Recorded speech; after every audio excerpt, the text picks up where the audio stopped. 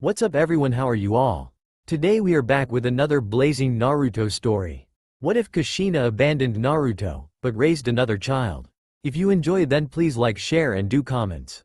Namikaze Minato, a man known by the moniker of Yellow Flash, was the fastest shinobi to ever live. His skills in taijutsu, ninjutsu were good, but he was a master in fuinjutsu and one of its most rarely studied branches of spacetime ninjutsu. He invented the two most feared jutsus in the history of the elemental nations, which he used in the Third Great Shinobi War against a battalion of over 1,000 IWA shinobi and came out victorious. This was the major turning point of the Third Great Shinobi War. These two jutsus were which came to be known as the Hiraishin no Jutsu and the Rasengan. Minato was considered an orphan when he was found at the village gates, but he was forced to hide his heritage because of the animosity he would have garnered with the truth. His father, the once great leader of the Uchiha clan Madara Uchiha, survived his last battle with Hashirama Senju, the Shodem Hokage and wielder of Mokuton. Madara Uchiha, after the battle at the Valley of the End, started going away from Konoha with grave injuries. He walked through the forests for hours and was on the verge of dying from his wounds when he was found by a young woman with blonde hair and blue sapphire eyes. She took him to his home and tended to his injuries. Madara woke up after 3 days still gravely injured and looked around to find himself in a room on a bed and bandages wrapped around his torso and arms. He attempted to get out of his bed, but a loud groan escaped his lips. The door suddenly opened and the same woman he last caught a glimpse of in the forest came in and started checking on his wounds. Flashback. At first sight Madara had to say she was a beautiful woman with sunshine blonde hair, sapphire blue eyes that had deep emotions and a playful mischief in them. She was wearing a simple pink kimono that hung to her curves and she walked with a grace that Madara noticed could be found only in kunoichi of noble clans. As he came back to his senses he asked the woman, "Where am I?" To which the woman replied, "You were very injured when I found you, so I brought you here to tend to your injuries." "Thank you. May I ask who are you?" asked Madara. To which she replied, "My name is Miya Namikaze, may I know yours?" Madara nodded, replied, "Madara Uchiha, former leader of the Uchiha clan. I lost the fight versus my best friend and was forced to flee in the condition you found me. I thank you for helping me because I would surely have been dead had you not rescued me." Miya nodded in acceptance and began to check on his bandages. After finishing on his bandages she gave him some food, a few medicines and left him to rest. After a month of recuperation Madara noticed that his injuries were much too great and he shall never be at the level he once was. He continued to stay at the woman's house and found out that she was of the Namikaze clan, a small clan back during the Warring Clans era, and left when she was quite young due to not liking the violence which he knew all too well about. She had a kind and gentle nature and had some training in the shinobi arts. Many months passed and Madara was tired of the fighting and noted that he no longer had anything to fight for after the betrayal of his clan. He fell in love with the woman that had saved him all those months ago. He married her after 5 years and had a child. The child was named Minato Namikaze. He did not add his surname so as to protect the boy from his father's reputation. 3 years later the child was started training in the shinobi arts and at age 6 activated the Sharingan, the birthright of the Uchiha clan. Somehow Kumogakure caught whiff of Madara's survival and his family. The Sandaime Raikage sent 5 ambush squads to kill the man and retrieve his son to obtain the Sharingan for Kumo. They ambushed the house while Madara was out and his wife died trying to protect her son, and Madara arrived at home in her last moments and a battle ensued with an enraged Madara. He kicked the 2 Kumo shinobi out of the house and engaged them in battle. Though crippled he was still a fearsome shinobi. The rest fired long-range lightning attacks which were dodged. Madara started going through lightning fast hand seals and yelled, "Fire style! Great fire annihilation!" A narrow stram of fire erupted from his mouth and suddenly spread into a giant wall of inferno. 2 squads were charred immediately while the rest narrowly dodged. A shinobi suddenly came behind Madara and swiped his sword which grazed Madara. Madara narrowed his eyes at the sword and noticed it was poisoned. He engaged him with a kunai which was infused with wind chakra and cut right through the Kumo shinobi's sword and ripped his arm off. The rest went through hand seals and yelled, "Lightning style, gale lightning." Lightning bolts launched out of the Kumo shinobi's hands and towards Madara.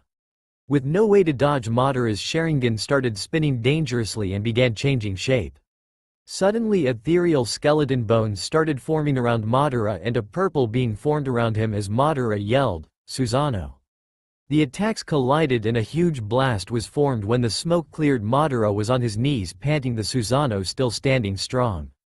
Madara realized that he won't last long if the battle continued longer and needed to finish it in a single blow. He pushed more chakra into the Susanoo and the Susanoo started forming 4 hands and a skull, over all of which an armor formed. The hands pulled out the swords over which Madara concentrated his Sharingan and the black flames of Amaterasu consumed them. He swiped the sword over the Kumo shinobi. 4 shinobi were sliced in half while the rest were consumed by the flames. As the battle ended, Madara coughed up blood and started to walk towards his house.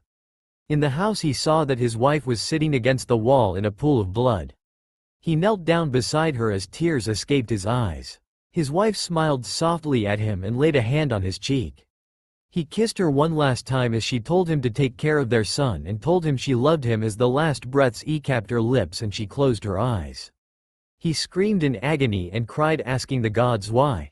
Why did he have to lose his brother for the clan only to be betrayed by his clan, and now the only girl he ever loved died? Why? He thought about fighting on and getting revenge, but immediately stopped that chain of thought and decided to look for his son. Then he put his 2 fingers on the ground and expanded his sensory abilities and found his son to be in the back house used for storage. He slid the door open and walked in and he saw his son curled up in a ball sobbing. He walked towards him and embraced his son in a hug as he sobbed uncontrollably. He picked him up and walked into his as his son fell asleep in his arms. He put him to bed and started writing a letter. The letter was addressed to his friend Tobirama Senju and explained to him the whole situation. Madara knew that Tobirama was an intelligent and unbiased individual and won't hesitate to help his son. After half an hour he finished it and rolled up the scroll. In another scroll he started sealing some money, clothes, basic ninja tools such as kunai, shuriken and ninja wire, and the various jutsu scrolls he possessed. As he finished, his son walked in and Madara told him to get ready to leave. Both father and son, after burying their wife, mother, started jumping through the trees towards Konohagakure no Sato. As the village came into sight, Madara stopped and so did his son. He handed down the 2 scrolls to his son, who looked at him confusedly. He took a deep breath and sighed, knowing this won't be easy. He started, "Son, you have to go to the village alone, and from here on out I will not be with you from here on, because my shadow will always keep you in danger and my enemies will not stop to harm you if you stay with me any longer. Therefore from here on you will have to live alone. Go and become a great shinobi worthy of your predecessors, make them, me and your mother, proud." By the end his son had tears in his eyes and leapt in his father's arms as he told him he won't leave. After some persuading he nodded as he told him he would come and meet him after he has grown strong and test him. He nodded and told him the next time he met him he would beat him to the ground, to which his father chuckled and told him he had no doubt and ruffled the boy's hair. He told his son to give the letter to Tobirama Senju and that it would explain him everything and to never tell anyone who his father was. He watched as his son walked through the gates of the village as a tear escaped his eye and he said to no one in particular, "Sorry my son, but with my injuries I won't last long and won't be able to meet you again. Forgive me." Time skip to the day of Kyuubi's attack. Minato Namikaze and his wife were going to have some new additions to their family. Minato was ecstatic that he was going to be a father to 3 children at once. 2 daughters and a son. Oh, how he wanted to train his son to be a shinobi so that he could make his old man proud, and Minato already knew that Kushina always wished for a daughter.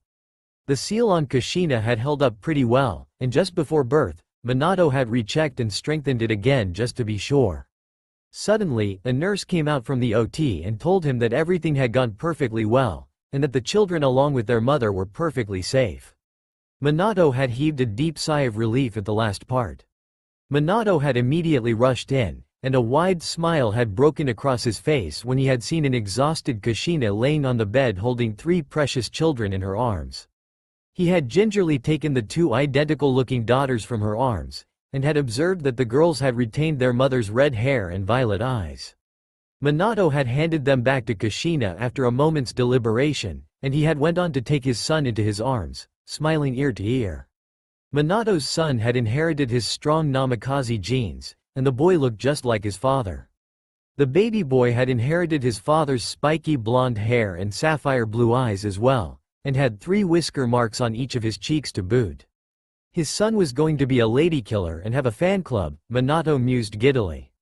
Kushina had already told him that she was going to name her daughters Narumi and Mito, and Minato had already told her that he was going to name his son Naruto. And for once the bickering couple had mutually agreed with one another. Suddenly, out of nowhere, a masked man warped into the room through a vortex, and launched a hail of kunai at Minato. Minato instinctively jumped back, and slickly dodged the kunai while the masked man went on to take advantage of his position to speak a select few words before warping Kushina and himself through the vortex again. "Fourth Hokage, I will be taking the Jinchuriki from here, and you should act fast lest see your daughters become a little." He paused for a moment's deliberation. "Crisp," the masked fellow added with a childlike chuckle, and disappeared along with Kushina. Minato wondered for a moment if he was even sane or what he meant, but took one look in the crib of his daughters to see them wrapped in a blanket with exploding tags and his thoughts dried out pretty quickly. He picked up his children and used his Hiraishin no jutsu to teleport out just in time as the room in the hospital exploded behind his back. Minato sat on his knees in silent contemplation. His eyes tracked a dry leaf fall down from a tree, and his arms cradled the snoring infants to his chest. Not a moment later, he disappeared into thin air before the leaf could make contact with the ground. Minato brought his children back to his house, and put them on the bed. He took 2 of his 3-pronged kunai with him from the table, and again used the Hiraishin marker on Kushina's seal and teleported to where she was. As he came to the clearing, he dreadfully saw that the Kyuubi had been freed and that, thanks to the gods above, Kushina had somehow managed to survive the extraction. But that was all he could thank them for, as she was just about to be pierced by its claw. He picked her up bridal style, and teleported to a nearby marker, thereby escaping the attack. The masked man laughed once again in that insane, childlike manner. "You're just as fast as your name suggests, aren't you? Just like the stories say, Yellow Flash." He chuckled, and Minato turned to him to give him an icy gaze. That of a reaper, a veteran shinobi, an army killer, a gaze of a legend.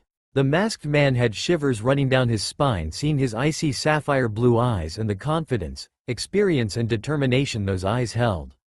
Minato, though, said nothing, and teleported back to the house where he laid Kushina down besides the triplets and stepped back. His eyes glazed over what he would have to do, and how he wouldn't be able to see his children grow up. If only Kushina wasn't injured or Jiraiya was in the village, they could have subdued the Biju and gone on re-seal it without any loss of life. But now, there was only one seal that would be able to subdue as well as seal the Biju, but he had to turn his own children into Jinchuriki and condone the worst taboo right unto his children. Her eyes looked at him grimly. "What are you going to do now, Minato?" whispered Kushina, already dreading his answer. "I will have to split the demon and seal it into our children." Minato confessed quickly and in a heavy voice. "I cannot ask another parent to sacrifice their child if I cannot do it to my own. How I'll split it, I haven't decided, but I'll figure it out." "Don't you worry," he said in a reassuring tone, but Kushina started crying. "You're going to use that jutsu, aren't you?" she asked him in sobs. Minato looked down solemnly. "There is no other way.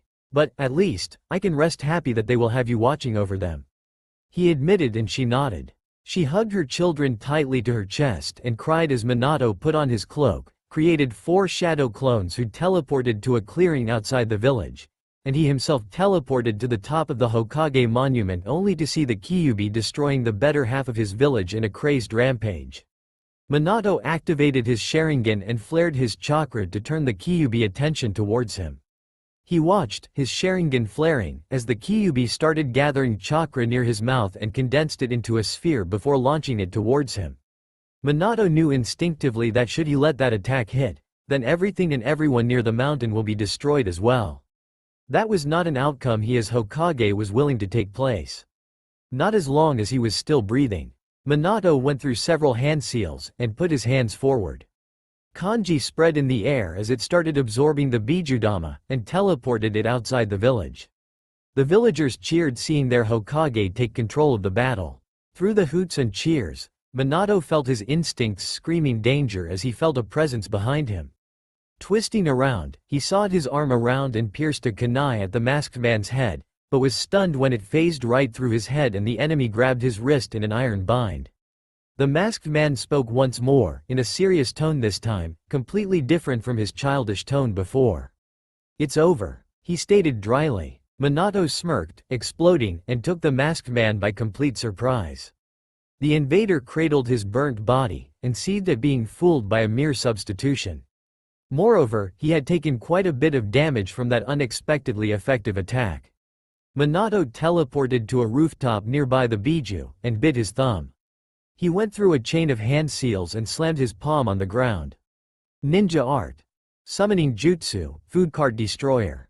The whole ground rumbled as Gamabunta appeared on top of the Kyuubi, and slammed his butt over his head. The Bijudama he was preparing, disappearing from the abrupt distraction. Minato, why the hell did you summon? Oi, is that the Kyuubi I'm sitting on? Gamabunta yelled frantically just as Minato hopped on top of his head, and started gathering his own chakra. Bunta, just hold down the Kyuubi for a moment. I will subdue it and seal it into my children, he said, and Gamabunta slammed his back over Kyuubi who tried to roar in defiance. Stand down, ya stupid mutt.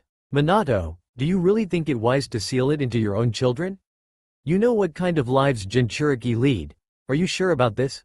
He asked, and Minato had a solemn look on his face.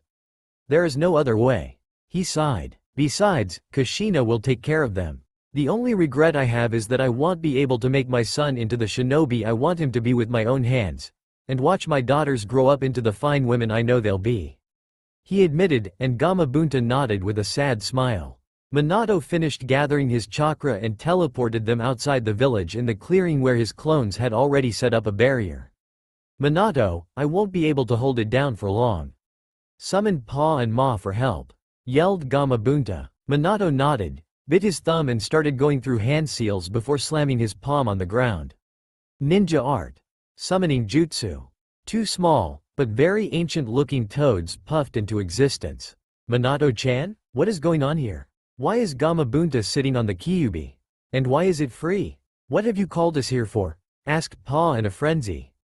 Ma turned her gaze to Minato as both came to a knot, feeling dread coil in their hearts upon understanding the situation. Pa, Ma, I am going to split the Kyuubi and seal it into my children. Minato confirmed their worries. Please, I need your help. Hold it down for me while I set up the ritual. He requested desperately, and Pa and Ma nodded. They rushed to the Kyuubi to hold it down using senjutsu while Minato created a shadow clone who teleported and brought his children, and Kushina along, to help stabilize and check the seal after the sealing was done. Minato went through a chain of hand seals, and summoned the ritual altar from hell while the clone kept his children on the altar. Minato went through hand seals one last time, and clapped his hands together. Forbidden secret art. Dead demon consuming seal. A feeling of dread and coldness swept over the field as the Shinigami appeared behind Minato. What do you wish to seal, mortal? Questioned the Shinigami just as Hiruzen, Kakashi and Tsunade appeared outside the barrier only to helplessly witness the sealing take place. Shinigami-sama, I wish to seal the Kyuubi into my children. My wish is to split it and seal it into them. Minato wished. The Shinigami spoke up again. The children won't be able to hold half of the chakra and the soul together.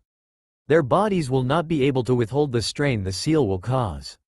I must split its yin and yang chakra, and split them from its consciousness and body to seal it separately. Choose, mortal, which child will hold what? Shinigami stated monotonously. Minato mulled over it for a minute. His daughters had strong Uzumaki genes like their mother, and should be able to hold its chakra efficiently, while Naruto would most probably will inherit his Sharingan to control its consciousness, should he ever need its aid. Minato had already had his decision made. Shinigami-sama, seal the consciousness and body in my son, and the chakra in my daughters. He confirmed. The Shinigami said nothing, opting to pierce his hand through Minato's chest and sealed the chakra after splitting them into his daughters while he sealed the consciousness and body into his son. Minato added a 4-symbol seal on Narumi and Mito while he added an 8-trigram seal onto Naruto to balance the chakra that the Kyuubi might recover over the years, and leak it into the boy's coils slowly after purifying it. Also that his chakra coils became strong enough for holding the increasing strain of the Kyuubi over the years. Minato felt the pain of his jutsu take its toll on his body, and fell down to his knees just as the Shinigami spoke one final time before he claimed his payment. You have 15 minutes to do your last deeds in this realm for your honorable sacrifice. See and do what you want in these last moments before I claim your soul, and take you to the afterlife. Forever, the Shinigami stated, and Minato nodded gratefully. The shadow clones around him dispersed, and the barrier fell, making everyone gather around him. Minato, what have you done? Hiruzen cried. Tsunade, treat him. He needs it, now. He shouted seeing his successor's condition. Kushina was crying heavily on the sidelines when Minato stopped Tsunade from treating him. The buxom blonde tried to protest, but he cut her off. It's of no use, Tsunade. Minato admitted softly. The Shinigami has given me 15 minutes for my last moments to be with you. Please, it's useless. As for the ceiling, the children were not strong enough to hold all of the Kyuubi's chakra. So, I split its chakra into yin and yang and sealed it in my daughters for their strong Uzumaki genes, and its consciousness and body rests in my son. He said, looking at Hiruzen for the last part. Everyone looked on in sadness at the sacrifice Minato had made for the village, all of them unable to do anything to help him.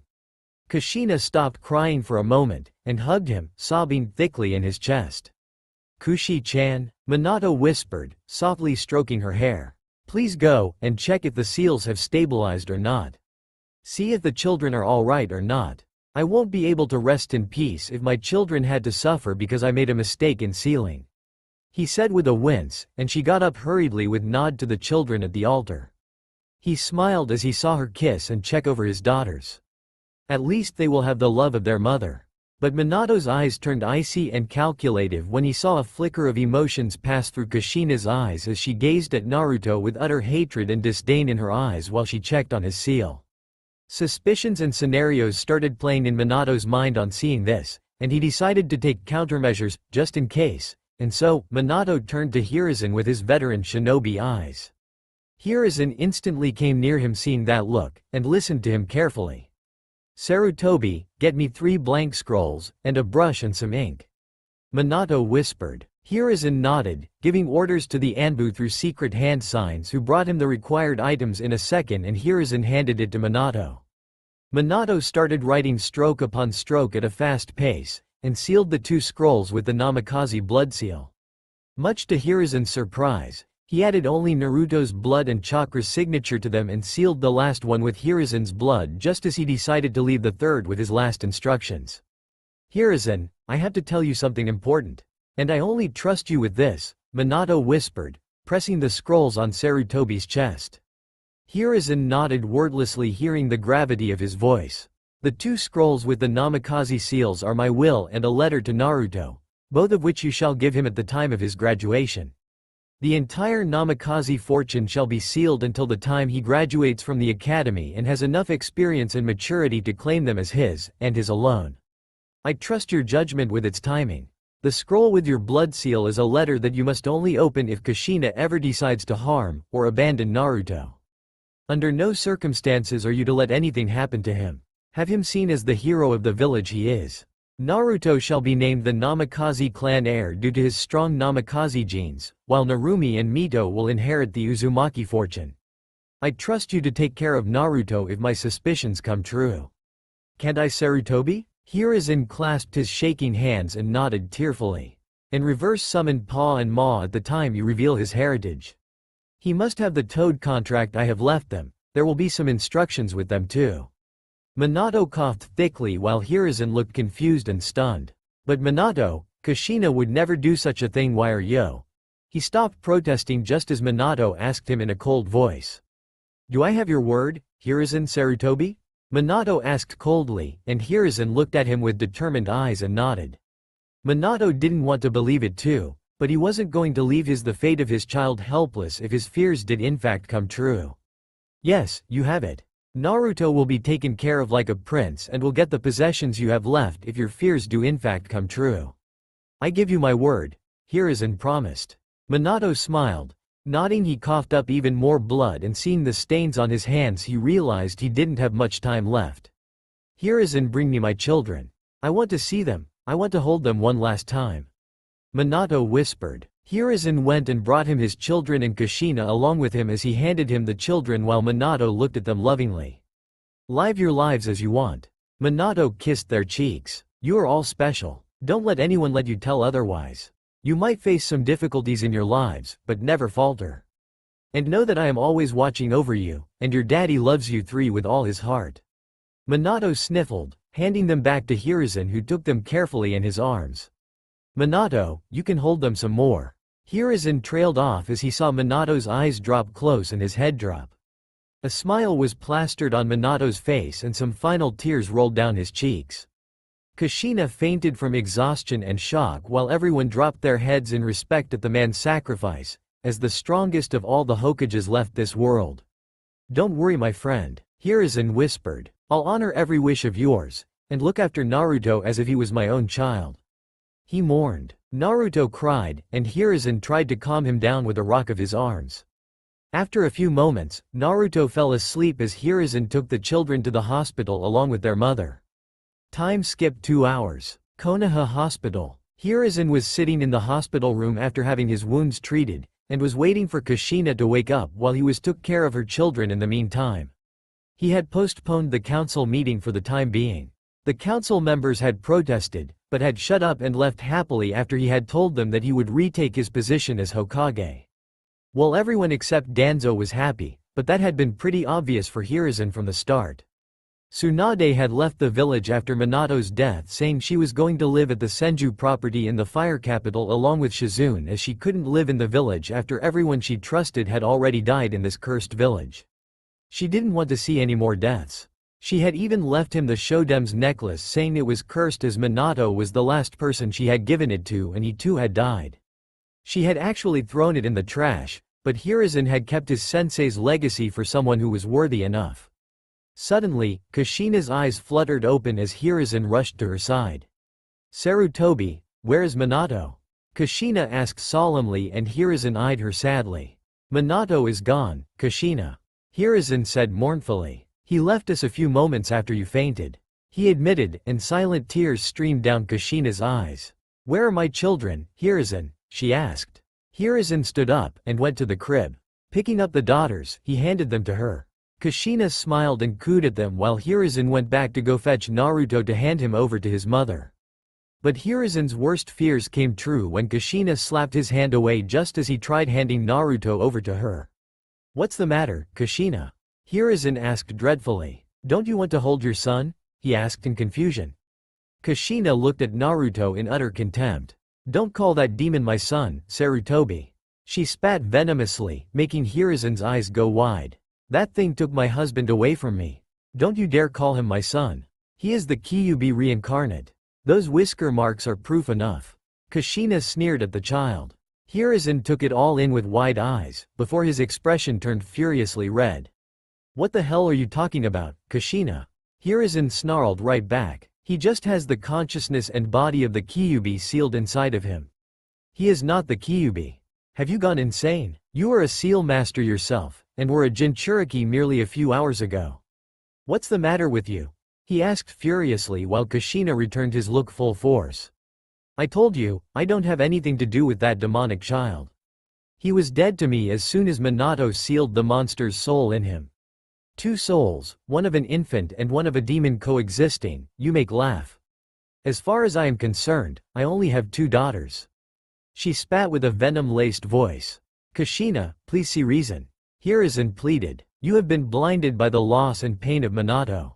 Please, see him. He is an innocent child in need of a mother. Nothing more. He pleaded in it desperately, trying to hand Naruto over to her, but Kushina tried to slap his hands again before Hiruzen retracted his arms defensively. Do not bring him close to me, Sarutobi, or I swear will finish what I started and kill him to avenge Minato's death. Kushina said in a promising tone with such hatred that Sarutobi knew she meant it and clutched the peaceful child to his chest protectively. I don't believe you, Kushina. You have fallen so low, Hiruzen whispered solemnly. Very well then, I shall take care of the boy as my own. He admitted in a steely voice to Kushina, who merely huffed and turned back to her daughters. I will go reside in the fire capital where the Uzumaki property is situated, under the protection of the daimyos. Kushina's words took Hiruzen by surprise. I'll raise my daughters over there and will come back during the time of their graduation, after I am satisfied with their training. She promised, and Hiruzen nodded wordlessly. Minato, you truly were a genius in every sense of the word. I never believed Kushina could do such a thing to her own son until now. But you saw right through her, even in the face of death, and took precautions. Don't worry, old friend, I'll protect Naruto from every danger, whether it be from outside the village or the inside. I'll honor your every wish and give him his inheritance after he is ready and protect him until then. Hiruzen thought in his mind. I shall take some scrolls and things from the Namikaze compounds too before I leave. Kushina broke his train of thoughts. And know that I disown him from both the Uzumaki and Namikaze clans. She said as Hiruzen hardened his eyes and spoke in an even tone. I'm sorry, Kushina, but Minato has left specific instructions with me in case something like this happened after his death.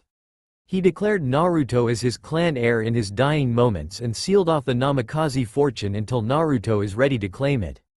Until that time comes, no one shall touch a speck of grass on the Namikaze family fortune or their scrolls. He had already imagined this scenario even in the face of death and took necessary steps before he passed on. Minato has left me with specific instructions that you may do whatever you wish with the Uzumaki fortune.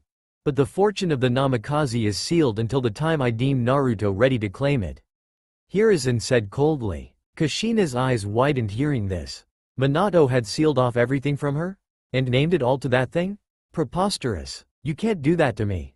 Kushina protested. I'm his wife. That fortune is mine, and our daughters. Minato would never do such a thing to me. The Namikaze fortune belongs to me and my daughters alone, not to that thing.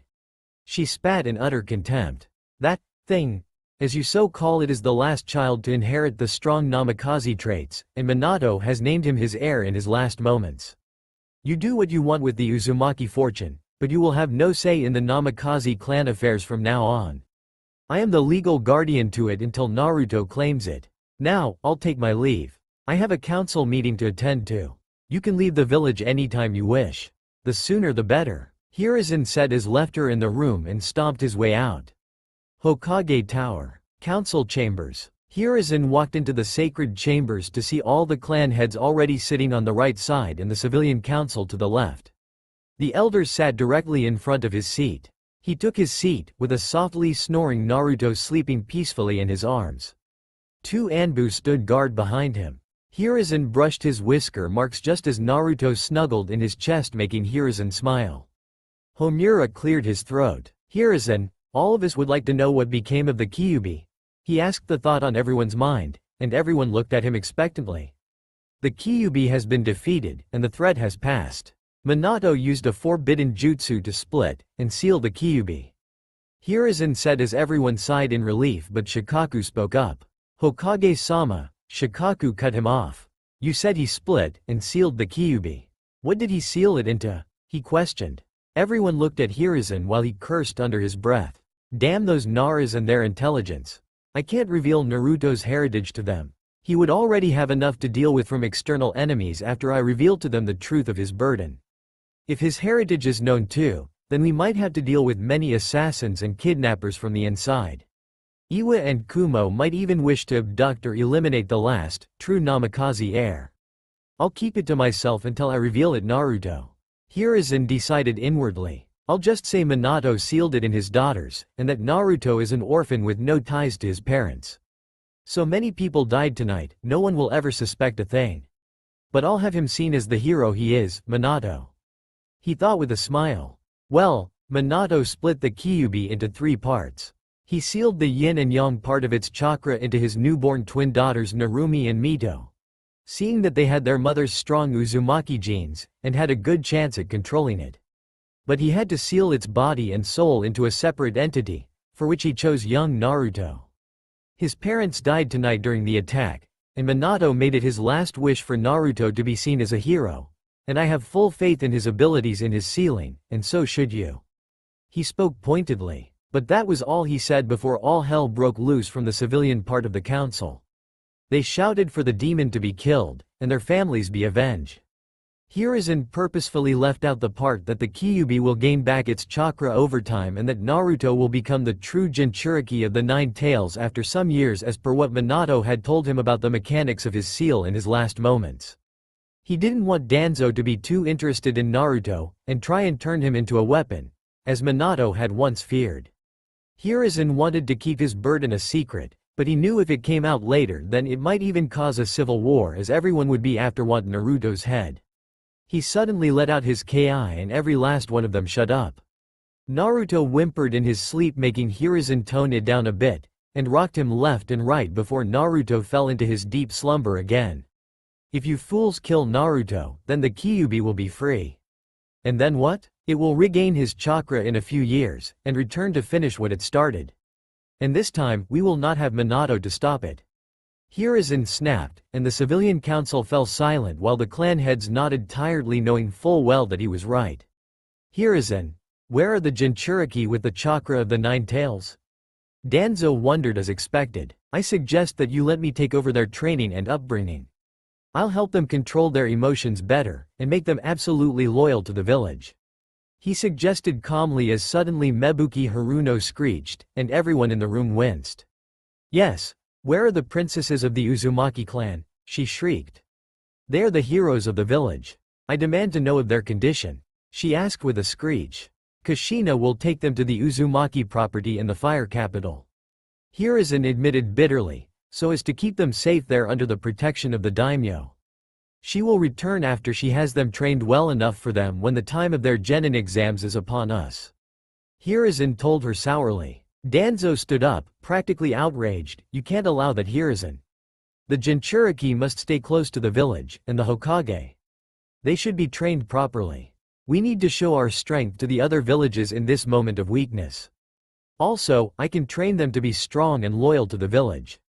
Have her brought back this instant, he demanded, and Hiruzen sighed at the power-hungry old fool. To think he was once his friend, oh the irony. While that is true, Danzo, you yourself have clarified that we do not have the necessary forces to spare for their protection. They will be much more safe at the fire capital. Also, Kushina is best to train them, as I'm sure you know the reasons. Plus, they will return during the time of their graduation. What problem do you have with that? Hiruzen remarked offhandedly. Seeing everyone nod and agree except Mebuki, who kept screeching about keeping the princesses in the village. Danzo seethed at being outdone and losing his chance to have strong weapons under his control, but sat down in defeat. Hiruzen sighed inwardly in relief that Danzo had no interest in Naruto, seeing he had no chakra of the Kyuubi within him. He was practically useless to the man. Oh, how ironic, he thought to himself. Then they all asked what would he do about Naruto, and they said to lock him up in Anbu headquarters or send him off to a far-off island to be isolated, or some other ridiculous ideas. Mostly from the civilian council, and he instantly shut them up by leaking a bit of ki again. Thankfully, Naruto was too deep in sleep to notice it this time. Naruto will live a normal life and become a loyal shinobi of this village. Hiruzen declared with steel in his voice. I hereby declare that no one shall speak of the link between Naruto and the Kyuubi to anyone of the younger generation. This is an S-class secret, punishable by death, without trial. Hiruzen roared. Everyone fell silent seeing his furious expression. Hiruzen had to at least make sure that Naruto made some friends his age. Everyone hesitantly agreed, and talked about the damages incurred to the village, its forces and other political matters right until they called it a night 3 hours later. Hiruzen went back to the Hokage tower to spend the night with young Naruto and an aching back. He finally got in bed, and blissfully slept with little Naruto snuggling into his chest while he kept the boy tightly wrapped up in his arms. He was to be his grandson in everything but blood, Hiruzen thought to himself, and finally drifted off to sleep with a content smile. Naruto's soft snores sounded like purrs in Hiruzen's ears all through the night. Hiruzen was suffering a severe headache at the moment from doing all this paperwork throughout the night without even a wink of sleep. Last night, after the information of Naruto's secret was revealed to the village, he had been disturbed all night long by civilian after civilian telling him to either banish the demon, or kill him, until Hiruzen had reminded them of the law in effect. Every single one of them had paled, and run off when Sarutobi had plucked out a gleaming kunai and threatened to implement his law then and there. Today, Hiruzen was patiently awaiting the arrival of his student, Jiraiya, alongside Kakashi Hitaki, who Hiruzen had called through his toad summons to tell him of Naruto's condition, and to see if any one of them would like to keep Naruto's custody. Speaking of Naruto, Hiruzen had just had Anko take care of him and feed him. He was glad to see that the hyperactive Kunoichi looking so good with children. Plus, she was the only one he could ever trust with Naruto's care anyways. She knew the burden of carrying a curse, and respected the fourth Hokage above all else. As of now, Naruto was sleeping peacefully. The sight made Hiruzen smile, and he told Anko that she could leave and go rest for a few hours until he called for aid again. Instead of being glum, she seemed chum at the chance of spending some more time coddling baby Naruto. Seeing Naruto snoring away in those buxom mounds of heaven, Hiruzen had been envious of the boy for reasons he'd rather not admit. After she'd left, Hiruzen had opened up the letter that Minato had left in his care to read if certain conditions were met. And sadly, all of those conditions had been met just as Minato had once feared. Dear Hiruzen, if you are reading this letter, then I'm afraid my fears have come true. As I've already told you, of the 2 scrolls that I left for Naruto, this letter is meant for you, Naruto, and the eyes of elders of the Toad clan only. I have left you as the legal guardian of the Namikaze clan until Naruto inherits it. I know, if the conditions to read this letter have been met, then sadly, Naruto will lead a very lonely life. I fear that no one will want to be tied down to taking care of Naruto, much less adopt him. That is why, I want you to admit Naruto to the best orphanage that you can find, and pay for them from the Namikaze family account if need be. Tell Pa and Ma to make him the next Toad summoner after you tell him of his heritage. He will need their strength to protect himself in the future, for I fear the perpetrator of tonight's incident will return for his life. Also, it's a good news that Naruto won't suffer the curse of blindness caused by Mangekyo Sharingan because of him having the healing abilities of the Namikaze and the stamina and chakra of both the Senju and Uzumaki. Do not tell Jiraiya or anyone this fact, and make sure you tell Naruto about it once he is old enough to understand his burdens, and be there to explain how his eyes work. Help him master his eyes as they will in turn help him control Kyuubi's soul since I fear Kushina won't be there to train him, and he will need all the power he could conjure up to protect himself from the masked Uchiha who had invaded the village tonight. The Toads too will help him to control his power since they have the scrolls he will need to learn his powers. I do not want Jiraiya to adopt him because he will make up a silly argument on how Naruto is the child of the prophecy. Please have him raised as a child and not a tool, Sarutobi. I know he will wish to do so with Narumi and Mito as well, and I don't want Naruto to be burdened with such things at such young an age, and live a childhood that I could not. Try to keep my daughters away from the prophecy too, if you could. I want my children to have a normal childhood, and to have their innocence kept intact for as long as you possibly could. Protect him, if nothing else, Hiruzen, as a last favor to this dying father and friend. I leave my legacy in your hands, old friend. Minato Namikaze. Hiruzen put down the letter, and took off his glasses. He clenched his clouded eyes shut, and held back his tears. He sealed the draft back into the scroll until the time came for Naruto to open it once more. For now though, Sarutobi walked over to Naruto's crib and smiled as he brushed his fingers on the baby boy's whiskers. Naruto purred in delight, making Hiruzen chuckle softly. It seemed as if they were quite sensitive. Suddenly, the window slid open, and Kakashi and Jiraiya walked in. I was waiting for you too, Hiruzen said, unimpressed. Come on in, he motioned them in. Both hopped in, and stood in front of the table. Hiruzen lit his pipe, and gazed out the window. So you retook the seat, Sarutobi-sensei? The kid left his hat way too early. Jiraiya whispered mournfully. Hiruzen nodded in agreement that he did. He agreed, still looking out the window. Sighing, Jiraiya, Hiruzen started. Minato has left a great burden upon my shoulders, a burden which Kushina does not wish to see reason to. He admitted, and Jiraiya looked at him confused. Hiruzen said nothing to elaborate, and pointed towards the crib where the soft snores of a baby resonated from. Both Kakashi and Jiraiya walked over to the crib, and couldn't help but gasp in shock. Sensei, Jiraiya gulped. Is this his son? Jiraiya stuttered. Hiruzen nodded in affirmative. Why is he here then? Jiraiya thundered. I thought Kushina gave birth to 2 daughters, not a son as well. She told me as such when I sent her a summon last night. But she told me that she was leaving today at dawn for the fire capital. If he is, in fact, her son, then why is he here? Jiraiya naturally had to ask. Hiruzen smiled sadly, and continued on gazing out the window. She blames him for the death of Minato, Jiraiya. Hiruzen didn't mince his words. She looks at like him as if he is the Kyuubi reborn. Kushina is looking for someone to blame and vent, and has sadly chosen little Naruto as her culprit. Last night, she disowned him, and even threatened to kill him.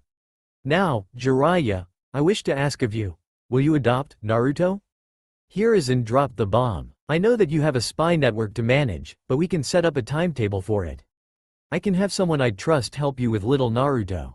So what do you say, Jiraiya?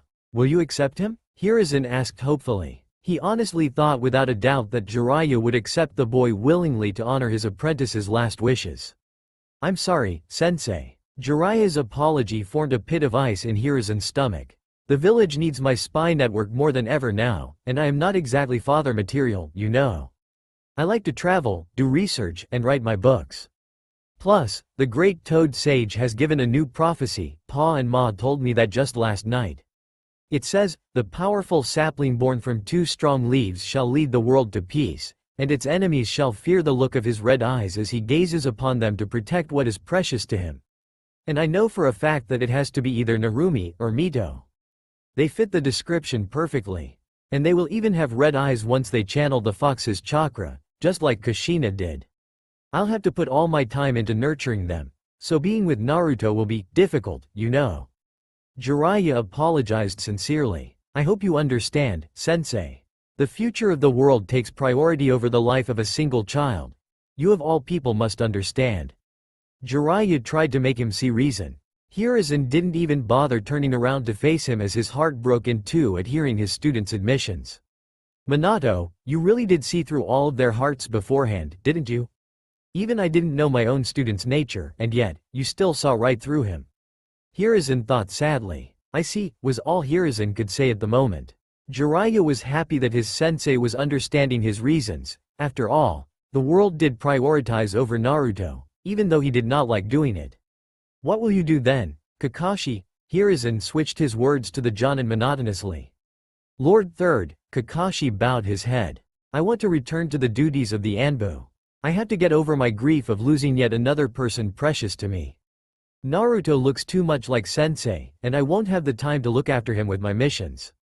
But I promise, I'll watch him over him from the shadows, and even become his Jonin Sensei when he grows older. He promised. That's quite a ways away for now, Kakashi.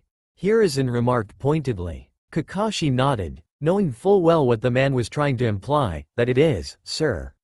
To be honest, after everything he'd heard, Hiruzen wasn't even surprised anymore. I understand. Hiruzen waved his hand dismissively. Both of you are dismissed. He dismissed them. I think you've heard everything? Hiruzen questioned seemingly no one in particular. Two small toads came out of the shadows of the wall, tapping their canes to show their displeasure over the matter. Yes, we did. Pa clipped, annoyed. I'll admit, I never expected Jiraiya boy to leave Naruto-chan just for our prophecy and his disgusting habits. He has fallen in respect of the toad's great elders. We came up to check on young Naruto-chan, but I never imagined that Kushina-chan would forsake her own child, even if it is grief that has clouded her eyes. Ma admitted somberly. Neither did I. Hiruzen sighed. The Leaf Village too has disrespected Minato-chan's wish for Naruto-chan to be seen as a hero. Pa said with steel in his voice. The leaf has fallen from the grace and honor it once used to hold, back in the days when Hashirama-chan and Tobirama-chan used to guide its reins. Ma spat. Hiruzen smiled, thinking of those times, and knowing that they were right. This really wasn't the same village anymore. Its founders would have been ashamed of what their vision became in wake of their deaths. What do you wish to do now? Hiruzen asked the two toads. They looked at each other, and nodded. We shall remove Jiraiya-chan from the toad summoning contract, effective immediately. Pa tapped his cane decisively. He has fallen from the ways of our clan. We will make Naruto-chan our new summoner, and we shall pledge our loyalty to him and only him, not to the leaf. Bunta also said that he was excited to fight alongside the child, once he was older that is, and wanted to become his familiar. He wishes to introduce him to his sons too, Gamakichi and Gamatatsu. We shall be loyal to the leaf so long as Naruto-chan intends to protect it, and no more.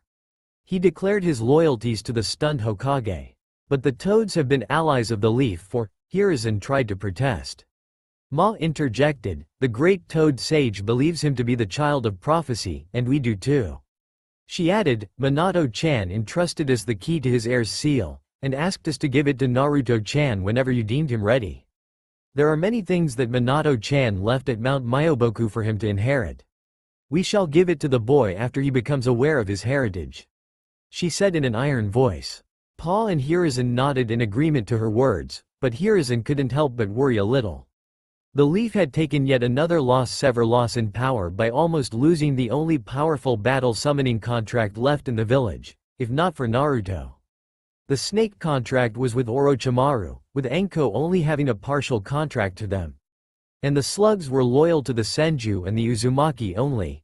And Hiruzen could only wonder how long the ears of Shikatsu Forest would remain oblivious to this truth.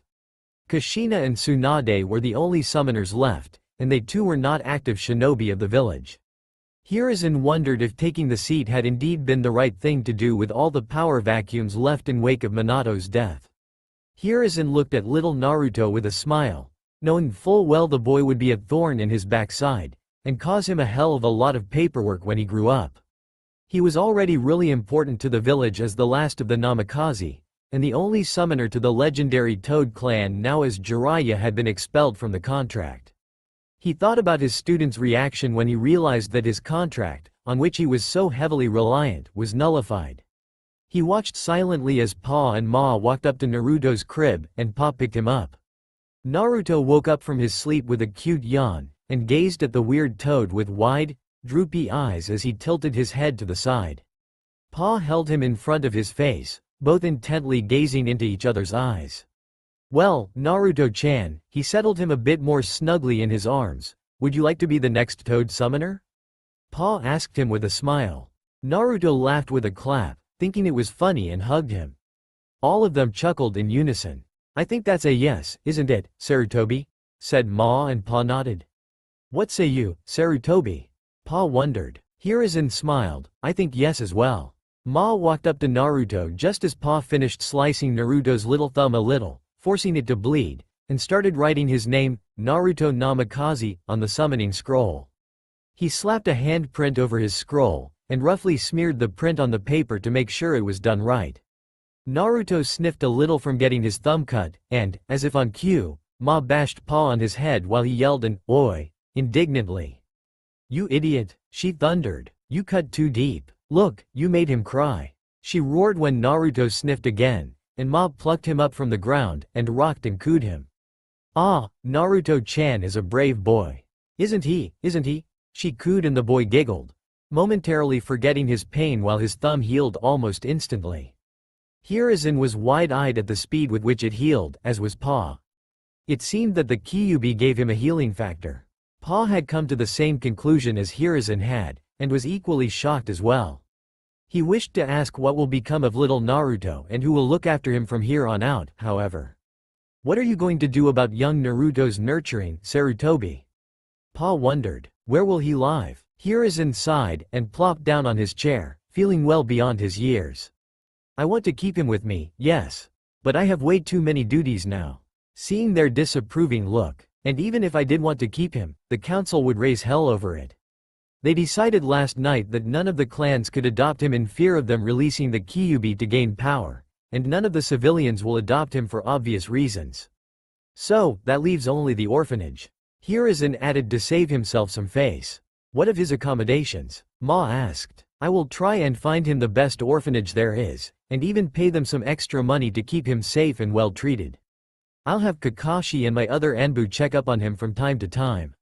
I made a law for people not to tell the younger generation of his burden, so that he may be able to make friends. I'll visit him as often as I could, but it will be difficult to take out any more time. After he is 6, I'll have him entered into the academy, after which he'll graduate at the recommended age of 12. That is what I have planned for now. His father made sure he would have the money to live well, and I'll give it to him monthly as a stipend until he claims his fortune in order to keep his identity under tight wraps. Hiruzen explained, and Pa and Ma nodded, satisfied. We too will check up on him regularly.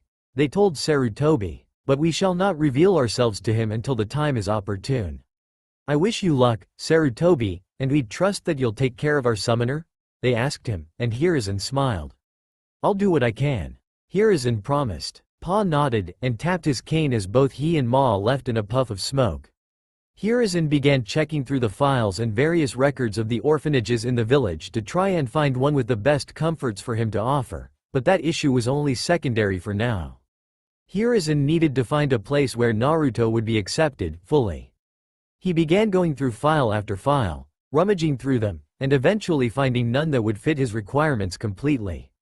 Sarutobi groaned. This was going to be a long day. Time skipped 4 years. It was the 10th of October, the day of the Kyuubi festival, and the whole village was filled with decorations and the morale was running his. In the streets, a small blonde-haired boy with light blue eyes and whisker marks on his face was walking, taking in the sights the festival had to offer. The boy is our hero Naruto. Naruto was running out the streets in joy. He came up to several stalls, played games, and ate several delicious things. The merchants were from different villages, so they didn't throw him out, or even talk to him rudely for that matter.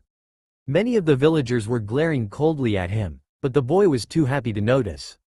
He was walking through the crowd when he was suddenly pushed into an alley, and Naruto looked up to see 3 men with strange white eyes looking at him, probably blind. While Naruto got up and dusted himself off. Can I help you, mister? He asked him politely, though the man grew furious. Yes, you can die for me, demon. He yelled. They ran towards the blonde with a kunai, and Naruto took off in fright. They chased him as he weaved, ducked and ran through alleys, and then saw a fence in front of him. He jumped on a wooden box, then on a big closed dumpster, and then over the fence. Naruto turned to see the men and how far they were, but watched in horror when they threw a slew of 10 kunai knives at him, and Naruto felt fear clutch his chest. How was he supposed to dodge them midair? Naruto's heart rate accelerated, blood pressure increased, and he unconsciously channeled a huge pulse chakra to the veins behind his eyes. As soon as his eyes were flooded with enough chakra, the world around him grew sharper. He could even make out the wings of insects flying in the air, and saw that the kunai knives that were too fast for him to decipher now appeared to be moving towards him in slow motion. Confused, Naruto grabbed onto one of them in midair and started deflecting the rest of them. He managed to deflect 7 of them, but wasn't able to finish the last 2, even though he could argue that they were a lot slower than he was. One of which lodged itself in his right shoulder, the other in his left thigh.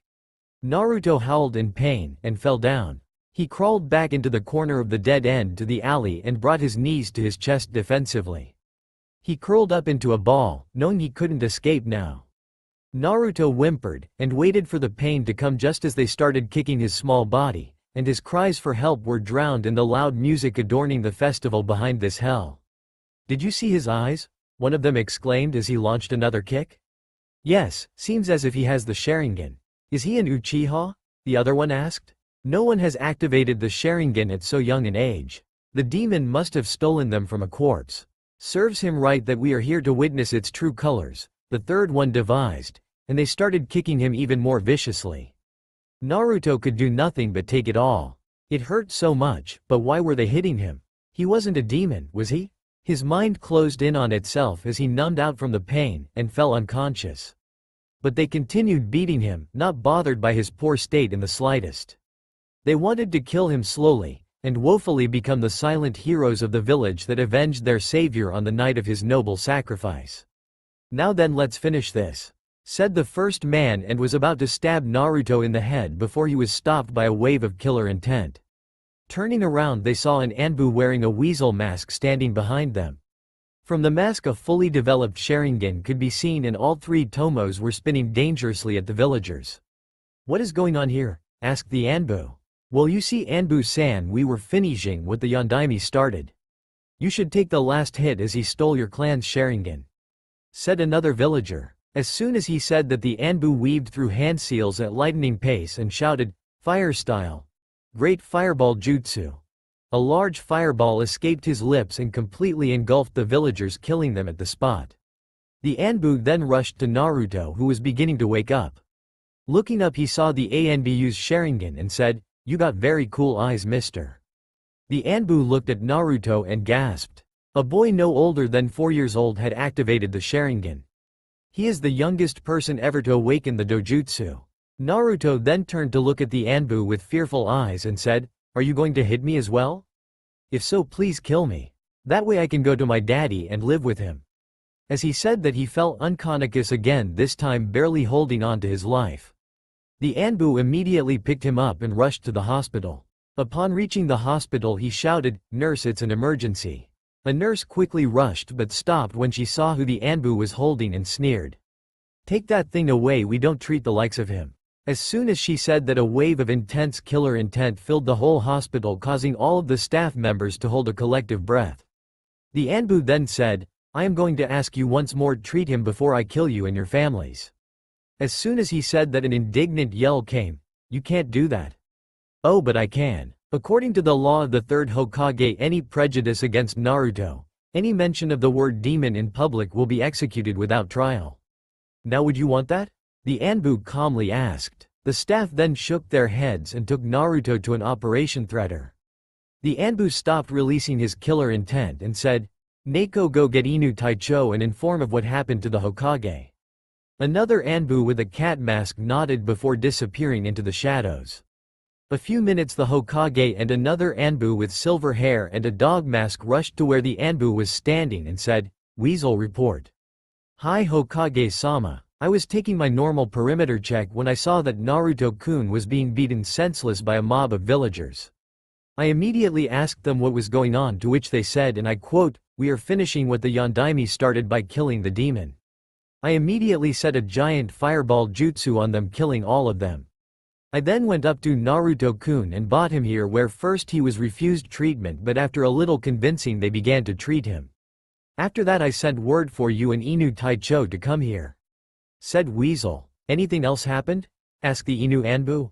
Weasel sighed and motioned both his captain and the Hokage to come closer before whispering in a very low voice, "It seems that he has activated the Sharingan. I saw it clearly, he had the Sharingan with one tomo in each of his eyes." Weasel then hardened his gaze and said, "What exactly is happening, Hokage-sama?" Hiruzen sighed before saying, "He is the Yondaime's son. Be sure to not tell this piece of information to anyone. It also includes the fact about his Sharingan. If I hear you telling it to anyone, I will kill you. This is an SS-ranked secret. Do I make myself clear?" "Hi Hokage-sama," said Weasel as the door to Operation Threader finally opened and a doctor walked out with a big frown plastered on his face. "How is he, doctor?" asked Hiruzen. "He is stable. We prevented him from getting any permanent damage. Hus Tenant is also healing him quicker than most. Though I question as to why some of the villagers would beat up the kid so young so badly," replied the doctor. "Can I see him?" asked Hiruzen. "That you may, he should be up in a couple of hours," replied the doctor as he turned and left the three. "I want both of you to watch the boy in the room. I'm going to the office to set some shadow clones. I will be back in 1.5 hours," said Hiruzen to both the Anbu, who wordlessly nodded and disappeared into the shadows. 2 hours later, hospital room. Naruto's eyes fluttered open and he sat up and yawned before looking to the side and spotting one Hiruzen Sarutobi looking at him with worry and sadness. "How are you feeling, my boy? Does it hurt anywhere?" asked Sarutobi as he moved and sat beside Naruto. "I am feeling fine, old man, just a little sore. By the way, can you tell me why do the villagers hate me so much?" asked Naruto. "I do not know, Naruto," said Hiruzen. It hurt him a lot to see the blonde ball of sunshine so quiet. It seemed as if a part of his innocence had left him completely. "Gg, am I demon or a monster?" asked Naruto, his voice barely above a whisper. "Naruto, look at me. You are in no way a monster, you understand me? I am the Hokage, the most knowledgeable person in the village. If I say you are not a monster, then you are not a monster," said Hiruzen, to which Naruto smiled a genuine smile and said, "Thank you, old man. Could you please ask Mr. Anbu to come out? I want to thank him for rescuing me," said Naruto as he looked down shyly. "Naruto, how do you know he is here?" asked Sarutobi with a shocked expression. "I don't really know, I just felt him here," And I recognized his presence from back when he saved me, said Naruto with a shrug. Unbelievable, he is a natural-born censor. He really is your son Minato.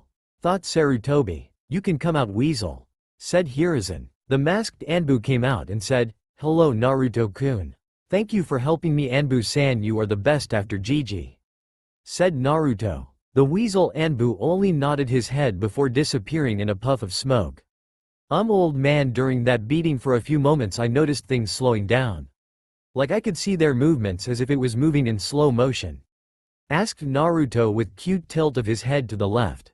Hiruzen couldn't help but smile. It seemed that the boy had not lost all of his innocence. He then said, that my boy was your Kekai Genka that you inherited from your dad and awakened it. With another tilt of his head Naruto said, what is a Keka Geki, old man? Chuckling Hiruzen said, it's Kekai Genka Naruto. They are basically abilities that a person inherits from his parents. You got yours from your father. Immediately as he said that, he inwardly cursed. He had dug himself into a difficult position. Old man, you knew my father? Can you tell me who he was? Did he love me? Naruto asked in a quick-fire fashion. Hiruzen could hear the desperation in Naruto's voice. The people had treated the boy so badly that he thought no one loved him. Yes Naruto, I knew who your father was. He was one of the Leaf's greatest heroes ever. I can't tell you about him right now as he had countless enemies who will leave it at nothing to harm you. And yes Naruto, he loved you dearly. I hadn't seen any father to be so excited about raising his son. You should have seen him, said Hiruzen with a smile, hoping that Naruto won't push further. Alright old man, but you will tell me eventually, won't you? Asked Naruto. Of course I will Naruto. Say, do you want to be a ninja? That way you'll be following the footsteps of your father and the Yondaime. Said Hiruzen. Yes, I want to be a ninja. I will surpass the Yondaime and make my father proud of me. Then I will take your hat and become the strongest of all Hokages. Said Naruto with foxy grin. I am sure you will Naruto. Now get some rest, I will take you back to the orphanage tomorrow. Said Hiruzen, and immediately he saw Naruto's smile turn into a frown. And once again he had a feeling of dread build up in his stomach. But Gigi, the orphanage kicked me out a week ago. They said that now that I am old enough I can live alone. Said Naruto. Hiruzen sighed tiredly at that and said, it's okay Naruto, you should get to bed. We will figure something out about your accommodation and training tomorrow. Good night, he said as Naruto smiled and nodded before rolling over and sleeping. Once outside the room Hiruzen said, Inu, go visit the orphanage, get all the wardens to Ibiki and have him question them. If anyone is even remotely involved in hurting Naruto, execute them without trial. Hi Hokage-sama, said Inu as he disappeared in a puff of smoke. I am getting too old for this shit, said Hiruzen as he sighed and made way to his home. The next day after being discharged from the hospital, Naruto made his way to the Hokage's office. On the way he felt people glaring at him and once again wondered what did he do to deserve this treatment. Was he really a demon? Quickly shaking his head, he remembered what his Gigi said and was sure that he wasn't a demon. Reaching the Hokage building he entered and made his way towards the Hokage's office. On his way he stopped to greet the Hokage's secretary, who he saw as an older sister figure. Ohio Mina Ni-chan, said Naruto as he walked up to her. The secretary turned to him before giving him a warm smile and then picking him up in her arms. She then said, "Aw, it's my cute little Naru-chan, what are you doing here?" Gigi told me to come to him after I got discharged from the hospital. Naruto replied cheerfully. Wait, why were you in the hospital? Asked Mina, her voice laced with curiosity and concern. Naruto then recounted all of the events that had occurred over the past week. When he was finished, Mina merely nodded and set him down before saying, "Well Naru-chan, you should get going to the Hokage. After all, today is the day you will be starting your training to be a ninja." "Of course I am, and I will surpass the Yondaime Hokage and make my dad proud, Datbayo," said Naruto as he thrust his small fist into the air. Mina chuckled as she heard the irony of his statement and sent him off to the Hokage. Upon reaching the office he blasted the door open and launched himself at the Hokage while shouting, "Gigi." Hiruzen was surprised by the sudden dynamic entry of the small bundle of sunshine, but nonetheless opened his arms and hugged him. After a few minutes they broke apart. Hiruzen gave him his usual patented grandfather smiles while ruffling the blonde's head, whereas Naruto only grinned foxily. Since you are here, I presume you are ready to get your things and find your new living quarters? Asked Hiruzen, to which Naruto excitedly nodded and bounced, causing Hiruzen to chuckle. This little blonde just knew how to make his day better. They left the office and made way to a shop. On the way, Naruto was faced with the usual glares, but all of those were immediately put down when they saw that the Hokage was with Naruto. Finally reaching a store named Dragon Lair, Hiruzen led Naruto in and said, "Well, Naruto-kun, go see what you like, we will get it for you." Nodding in excitement, Naruto ran off in the shop. "So Hiruzen, another permanent customer for me, asked a voice. Turning around, Hiruzen could see a man in his mid-40s smiling at him. "You got that right. He is an orphan whom the normal populace do not seem to like. I am sure you've already guessed his identity. Because of this, I want you to be the one who provides him with whatever he needs. Books, clothes, equipment and other ninja-related things. Can I trust you to do that, Kaiza?" asked Hiruzen to the now-named shopkeeper. "I really have no problem with that, but I don't really see how an orphan who is going to live on stipends will be able to afford things from my shop." "No offense," said Kaiza. "Oh, you don't have to worry about money, just put it on this accounts tab," said Hiruzen as he handed Kaiza a piece of paper. After reading the paper, Kaiza's eyes widened before he smirked and said, "You just like dropping the bombs, don't you, Hiruzen?" "I don't know what you're talking about," Hiruzen replied in an innocent voice, causing Kaiza to chuckle. "Alright, I agree. Though if the kid is anything like his old man, I doubt he'll need my guidance above me providing him with supplies," said Kaiza, to which Hiruzen nodded. Both of them looked at Naruto before Kaiza turned serious and asked, "I am well aware of what his mother did, when will you tell him?" Sighing, Hiruzen said, "I don't know, old friend. I am hoping to reveal everything to him once he becomes Chunin. I understand that, but what if he somehow manages to awake his chakra chains? We know his chakra capacity will be massive, adding the density of the Namikaze in it. I have little doubt he will activate those chains," said Kaiza. "I have little doubt that he will. But we will cross that bridge when that time comes," said the professor as Kaiza nodded.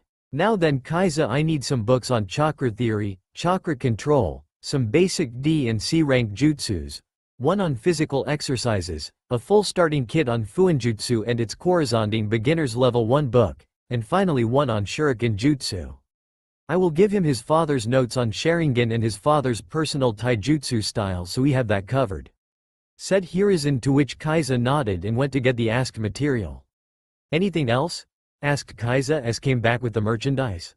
"Yes, I want several sets of practice kunai and shurikens," replied Hiruzen, to which Kaiza nodded and disappeared again and returned with the sets. "Now then, let's go see what the little tyke is up to. I hope he has good choice on clothes.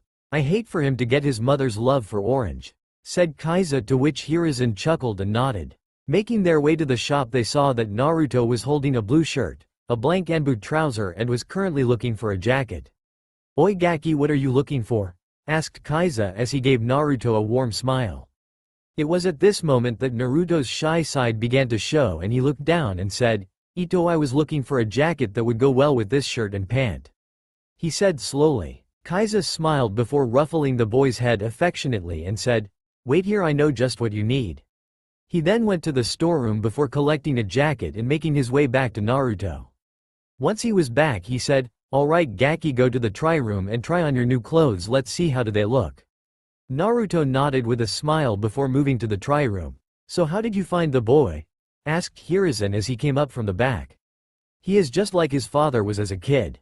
It's not even funny," said Kaiza. However, before they could continue talking, Naruto stepped out of the room with his new clothes. The jacket he was wearing was dark blue in color with a lightning symbol on its back. It was the symbol of the forgotten Namikaze clan.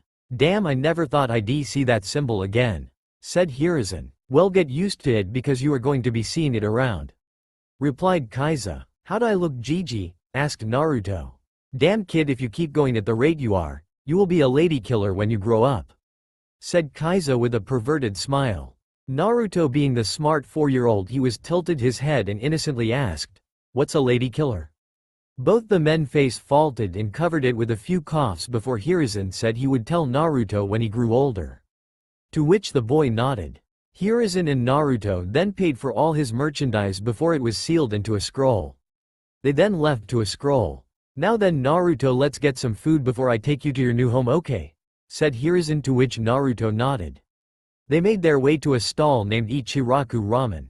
He sent Naruto in before turning around and saying, "Neko, Tori." Both the Anbu appeared before him and bowed, waiting for orders. "Tell Sparrow to head to the training ground behind the Hokage monument and create his best house over there. Also take this money and get good furniture, food and utilities in it. Tell him to make it equal to a 3-bedroom apartment," said Hiruzen, to which both the Anbu nodded. They took the money given and disappeared in a puff of smoke. Moving back inside the stall, he arrived to find Naruto sitting on a girl's lap as he ate ramen. The girl was cooing at his cuteness as he ate. His sweat dropped at the sight before saying, "Hey Tucci." As he said that, a fat man appeared at the counter and said, "Ah, Hokage-sama, how may I help you today?" "Ah, nothing special Tucci, I was just showing this place to Naruto over there. He seems to be enjoying himself," said Hiruzen as he fondly looked over to Naruto, who had a look of bliss on his face as he ate the ramen. "If the boy is anything like his parents, I am sure I will be set for life," said Tucci, which caused Hiruzen to abruptly turn his neck to face the chef. "How do you know his heritage?" Hiruzen whispered urgently. Tucci snorted and replied in an equally low voice, "Blonde hair, sapphiric blue eyes, addiction to ramen and a verbal tick of, datbeo. If he isn't the son of Minato and Kushina, I'll give my shop away." Hiruzen gave a low sigh before saying, "You are right in your analysis Tucci, however you can't reveal that information to anyone. It's a double S rank secret." Tucci nodded before frowning. He then said, "Why isn't he with Kushina? I know she left for the capital 4 years ago." Hiruzen gave a tired sigh and proceeded to tell Tucci what had happened. To say Tucci was livid would have been an understatement. He was growling before he took a sharp intake of breath and said, "Don't worry, I won't tell him, and I'll also provide him with food. I'll alter my recipes a little so as to give him the proper nutrition he needs, since I doubt he'll be allowed to eat anywhere else."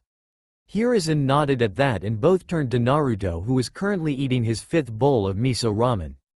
After paying and bidding the father-daughter duo goodbye, they were making way to the Hokage monument when Naruto spotted the library. Pulling on Hiruzen's robes, he said, "Nay Gigi, what's that?" as he pointed to the library. "That Naruto is a place where books are kept for the public to read. Konoha Library is one of the best in the elemental nations, having a large variety of books and topics. Do you want to go see it?" asked Hiruzen after his explanation. Naruto bobbed his head up and down, eager to go see the library. Entering the library, Hiruzen made his way to the librarian and said, "Good day Aoyami." The librarian looked up and smiled before saying, "How may I help you on this fine day Hokage-sama?" "Well, I wanted to let you know that Naruto will be occasionally coming to read here, and I want you to help him whenever he is looking for something.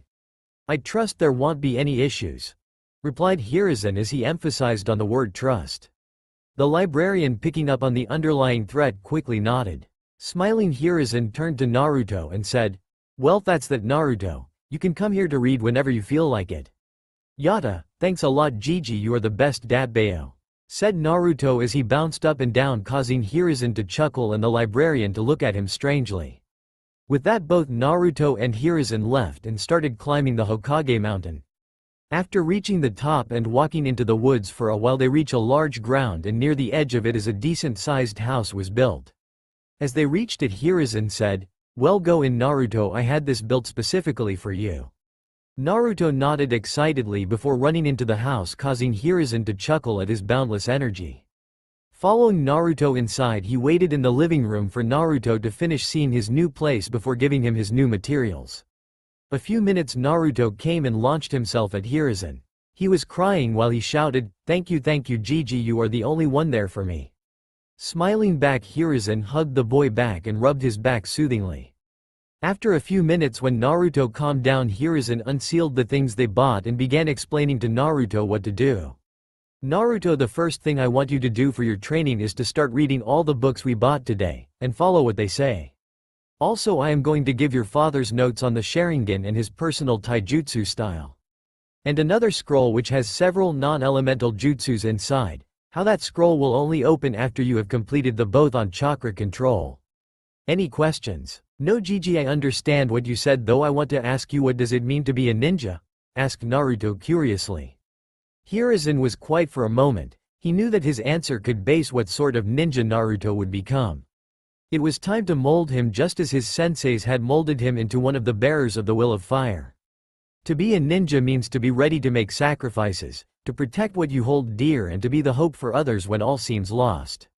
In Konoha, apart from all that I have mentioned, it also means to carry the will of fire. Replied Hiruzen, knowing that his point had been made. I understand, Gigi, but what is this will of fire? Asked Naruto with a curious tilt of his head. The will of fire is a long-standing tradition on which this village was built. It states that the entire village is like a large family unit, and every Konoha shinobi with the will of fire loves, believes, cherishes, and fights to protect the village, as previous generations had done before them. Both your father and Yondaime had very strong will of fires which enabled them to protect the village on many occasions. Hiruzen replied with a fond smile. Naruto was quiet for a while before he looked, his eyes blazing with determination. Gigi, I have changed my goal. It was first to surpass both my old man and the Yondaime so that the villagers recognize me as someone. Now I will still become the strongest Hokage, but I want to protect the villagers and earn their love and respect. Hiruzen smiled at the boy before ruffling his hair and leaving. As he walked back to the office, he couldn't help but smile. The will of fire burns strongly in him. He will indeed become the best one day, thought Hiruzen as he disappeared into the air. Time skipped 1 year. It had been a whole year since Naruto began his training. During the year he had gotten the leaf balancing exercise down completely and was halfway through the rock balancing exercise. He had worked through the basic offensive katas of his hummingbird taijutsu style and had managed to reach 2 tomos for his Sharingan. He had reached the level courtesy of yet another serious attempt on his life. And for once in his life he was truly traumatized. Flashback no jutsu. He was walking down the streets after the sun had set, and was going to his apartment while ignoring the glares they shot his way. Suddenly, out of nowhere, Naruto was pulled into an alley and he fell down on his back. Regaining his bearings, Naruto saw 3 people donning the Leaf's forehead protectors and flak jackets surrounding his way out the alley. Naruto's stomach dropped in dread when they pulled out kunai knives at him, and their smiles were downright evil.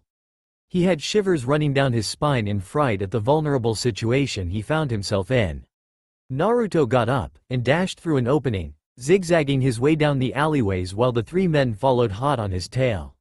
Naruto knew they could have caught him by now if they so desired, being trained shinobi and all, but were probably enjoying the thrill of the chase.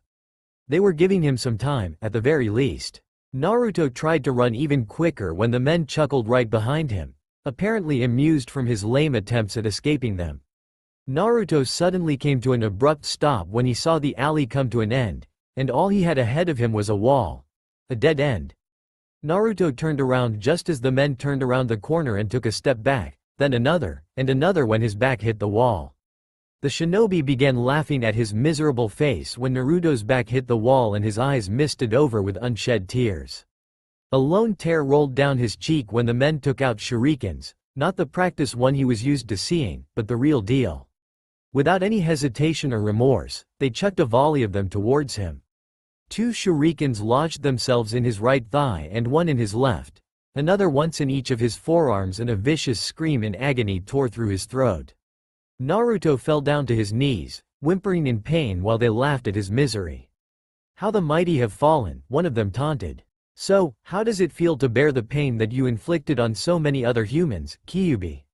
We know that we can't kill you or you'll regain your strength and be free off your bonds, but we can torture your vessel and break you from the inside out. Don't worry, you'll soon be numb from the pleasure we'll inflict upon you. Why? Naruto whimpered dizzily. Why do you people keep doing this to me? What have I ever done to you? What did you do, you say, Kyuubi? They sneered furiously. You killed so many of our villagers, and now you have the gall to ask what you did? And to top it all off, you have the guts to join the academy to regain your strength? We'll make this a night to remember. As soon as those words were said, Naruto curled up into a ball and prepared himself for the pain he knew was coming. No one noticed his cerulean blue pools bleed red when they were beating, kicking and stabbing him on all his non-fatal points. Naruto didn't know how long it continued for as his body grew number and his whimpers turned incoherent, all the while pleading if someone would save him. At the Hokage office, Hiruzen, having gone through a long council meeting, the point of which he still had trouble comprehending, was annoyed at being pointlessly held back for so long. They were arguing and asking pointless things off of him that, in his honest opinion, were beyond ridiculous. Moreover, he still had to go and complete all the pending paperwork that must have piled up on his desk in his absence. He sighed and ran a hand through his hair as his back hit the leather of his chair. He inked his brush and started scribbling away at the stack of folders. He must have been at it for hours since the sun was beginning to set in the horizon, Hiruzen realized tiredly. The thought of not being able to go see Naruto for congratulating the boy on making the cut for the academy saddened him. But he promised himself that tomorrow, at Ichiraku's, he would treat the boy and listen to all his babbles for the entire evening. Hiruzen had just about finished on his train of thoughts when Kakashi came striding in the door, an act that made Hiruzen grow a bit confused. Mission accomplished, Hokage-sama. Kakashi sighed lazily, further confusing Sarutobi. What mission is that, Kakashi? He questioned as if the masked Jonin had grown a second head. I don't remember assigning you any missions. Weren't you supposed to be watching over Naruto tonight? He asked with a hint of worry while Kakashi looked at him perplexed. But, Hokage-sama, the elders sent 2 ANBUs saying you were busy in a meeting. Hiruzen blinked, caught off guard. Plus, this mission required my immediate attention. They even told me that they had assigned someone else to watch over Naruto while I was away. Hiruzen gulped thickly. Kakashi, I never issued any missions of importance that might have need of your specific skill set today. He admitted with a dry throat. And as for the council meeting, it was a useless gathering of civilians that really had no point in me attending. What was this mission you were on anyways? He asked dismally. I was told to watch a specific part of the village wall. There had been a possibility for a breach of security. But it was most likely a fluke, as everything was fine according to the barrier team. Coincidentally, there was no point in me tending to the mission as well. Kakashi's words furthered Hiruzen's worries. Hiruzen's and Kakashi's minds simultaneously began connecting dots. The useless council meeting summoned by the elders and the civilian council, Kakashi's fake mission, absolutely no breach in security, the Anbu detail. Hiruzen stood up. Kakashi, his voice turned desperate. Please tell me that you made sure someone was assigned to protect Naruto while you were gone. Didn't you? He asked uncertainly. Kakashi mechanically shook his head, his lone eye widening as he too finished connecting the dots. Hurriedly, Hiruzen took out his crystal ball and desperately tried to locate Naruto. A few moments later, the crystal all locked onto his signature and an image became clear. Hiruzen, blood ran cold. He stood up abruptly as 3 Anbu came in front of his desk and Kakashi stood by their sides, all 4 looking ready for the kill. Hiruzen vanished in a tempest of flames. Everyone else followed suit and rushed in the same direction with only one thought in mind. Let us make it in time. Meanwhile, in the alleyway, it must been have at least 4 hours since his torture began, and the beating was still going on. Naruto's body had fallen completely numb a while ago, and the numbness kept increasing as the pain was finally becoming too much for him bear. But Naruto was being forced to remain conscious, since the attacks being inflicted on him weren't allowing him to fall unconscious. The attackers were now getting pretty tired and annoyed as well. Hey, one of them heaved. He's hurt and everything, but not broken like we were ordered to. What should we do? One of them asked as another one of them smirked. I have an idea, he suggested. After this, the Kyuubi will have a hard time staying sane, much less become a threat to the village. He promised. The other 2 looked at him, intrigued as he started to tear apart the little blonde bundle's clothes in tatters. The others got the gist of what he was about to do and smirked themselves. Naruto, meanwhile, mutely whimpered as his clothes were torn apart, and he tried to think just what it was that they were planning to do with him.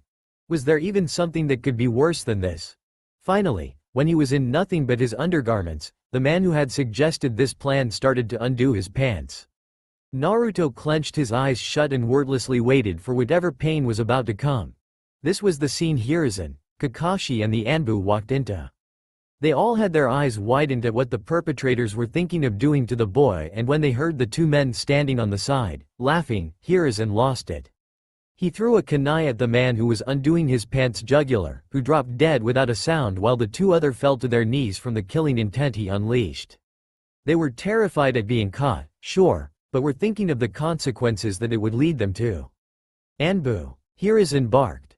The 3 Anbu behind him stiffened. Orders, Hokage-sama? Take these bastards to Ibiki. Tell him everything that has occurred in the alley, word for word, and tell him that he has a week to play with them as he sees fit. Especially tell Anko what they were about to do. I'll talk to them later when they are done getting details out of them, and then I will plan their most painful execution, personally, and have them disgraced in front of the whole shinobi forces before being sentenced. Dismissed. He bellowed, and the Anbu took the two alive, whimpering and begging shinobi away. Kakashi burned the corpse right then and there, and the both of them walked over to Naruto slowly and steadily so as to not alarm the frightened boy who had tucked himself in a corner to get out of harm's way. He was curled up in a tiny ball, holding the two kunai knives he had pulled out of his own thighs, both of which bled profusely. He was shaking, trembling in fear, but he kept a little guard up. The thing that surprised the Kakashi the most were Naruto's eyes. His usual deep blue cerulean pools now bled red as two tomos circled in his right eye and a single one in his left. Naruto barely managed croaked out some words, his body still trembling uncontrollably. "Don't come any closer," he warned them as he kept up his shaking hands pointed at Hiruzen threateningly. Tears streamed down Hiruzen's own cheeks as he focused his attention on the terrified child. The shock of his unsealed eyes was nothing to Hiruzen at the moment compared to the iciness in the frightened words he just heard. Hiruzen continued walking closer, slowly with his hands up, while Kakashi held himself back, not wanting to scare the child even more than he already was. "It's all right, Naruto," Hiruzen cooed softly. "No one is going to hurt you anymore. It's me, your old man, don't you remember me, Naruto-kun?" he asked soothingly. Naruto cried even harder, his kunai still held up in front of him. "Please don't hurt me," Naruto sniffled. "I'll go, and I'll never come back. Just, please, don't hit me anymore. It hurts too much. Please, leave me alone. I want to die and go see my father the old man told me about. He watches over me from above. Please go, I'll kill myself, I promise. Please don't hurt me anymore," he choked out. Involuntary tears flowed through the adults' faces at hearing what the boy had just admitted. It was too much for Hiruzen's heart seeing the amount of trauma Naruto was presently under. It was so much that he wasn't even recognizing him. Hiruzen moved like lightning when Naruto pulled the kunai to his throat and snatched it away in a single, slick motion. The kunai was discarded aside and Hiruzen wrapped his arms around the boy, who struggled coarsely at first, but then hugged him back when Hiruzen's familiar, welcoming scent hit his nose and he cried in his chest, "Shish." Hiruzen hushed the boy. "It's all right, Naruto, you're fine. I'll take care of everything, you'll be better in no time, now calm down." He whispered comfortingly and smiled when the boy's crying trickled down, and he finally fell unconscious from sheer exhaustion. Hiruzen stood up with the boy in his arms, turning to Kakashi, he nodded and both vanished in a leaf shushin. Flashback no Jutsu Kai. Naruto had to stay in the hospital for 2 weeks before he was allowed to leave. Hiruzen had been worried about how this incident would affect Naruto and his loyalty to the village. However, his fears were unfounded when Naruto told him that he wouldn't be able to look his father in the eye if he gave up so easily. He said, "You said it yourself, Gigi, I have inherited the will of fire from my dad. I will do any and everything in my power to protect those who he died protecting. I will carve my own path and make him proud." He finished with a foxy grin showing that he was alright. However, Hiruzen wasn't known as the professor for nothing. He immediately saw that Naruto had put on a mask and it would be very hard getting through to him. "Damn you villagers. You have taken away the last bit of innocence of a child." As he thought that, he silently let out a few tears before looking up to the sky and thinking, "I am sorry Minato, I failed you." After the incident, Naruto had once again pushed himself into training and was now reading more advanced notes on the Sharingan and was practicing a few moves that came with it. He had worked through the basics of Shuriken Jutsu and had developed a good aim. As a well-done gift, Hiruzen had gifted Naruto his very first jutsu scroll. It was called the Shadow Shuriken Clone Jutsu and it caused a single projectile to be multiplied depending upon the chakra used. Needless to say, Naruto took it in like a dry sponge to water. It took him a month to completely master the jutsu, and after that he managed to derive 3 jutsus from it. He created the Shadow Kunai Clone Jutsu, Shadow Giant Shuriken Jutsu, and finally the multiple Shadow Giant Shuriken Jutsu. Needless to say, Hiruzen was very impressed and even added the 3 jutsus he created under his name to the Konoha Jutsu library. They were ranked as C ranks. Naruto, finding solace in ninjutsu, asked if he could learn any more jutsus, only to be put down by Hiruzen, who said he was only 5 and the arsenal he had right now was good enough.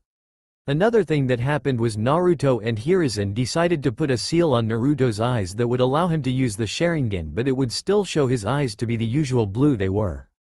Over the year, Naruto had developed a friendly relationship with the librarian, who after meeting the blonde several times quickly saw that he was in no way Kyuubi but was a victim of his own circumstance.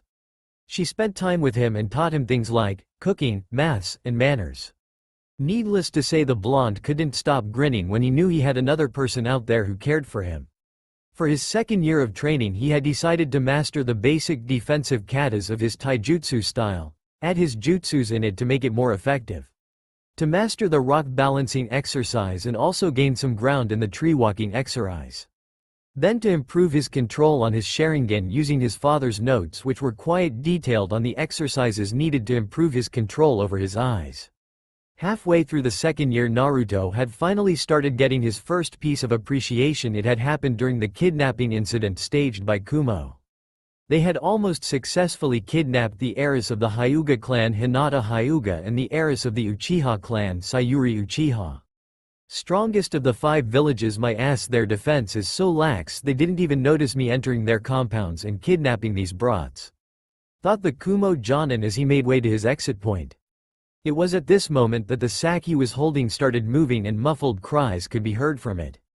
Giving the sack a violent shake, he harshly whispered, "Quit your whining or I'll kill you." The voices were reduced to whimpers.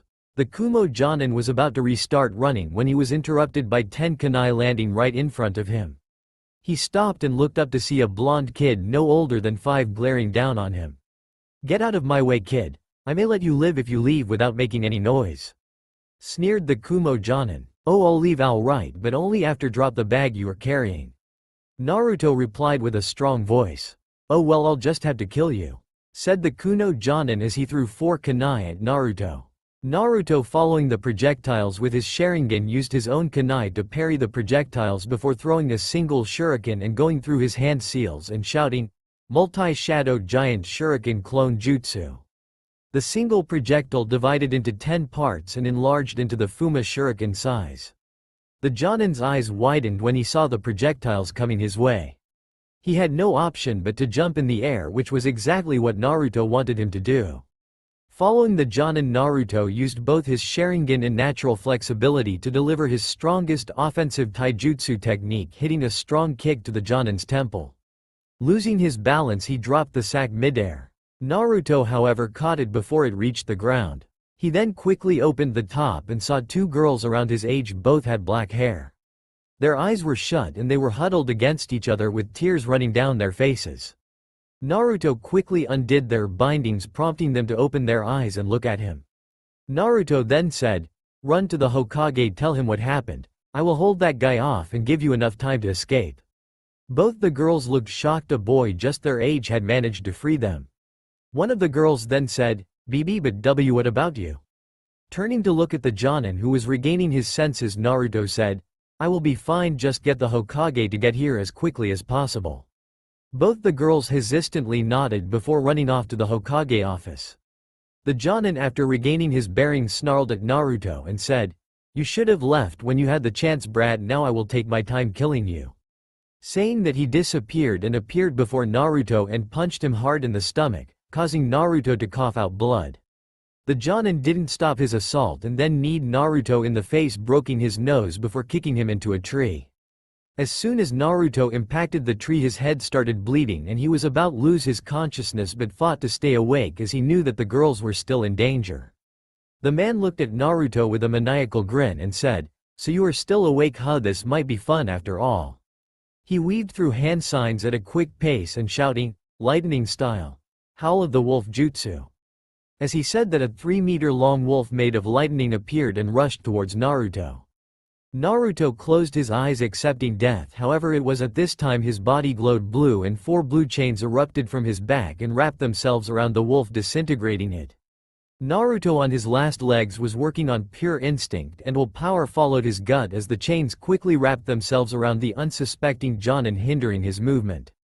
Naruto, using the last of his chakra, pumped it into his good hand and legs and launched himself at the Jonin before hitting on the face as hard as he could, knocking the Jonin out.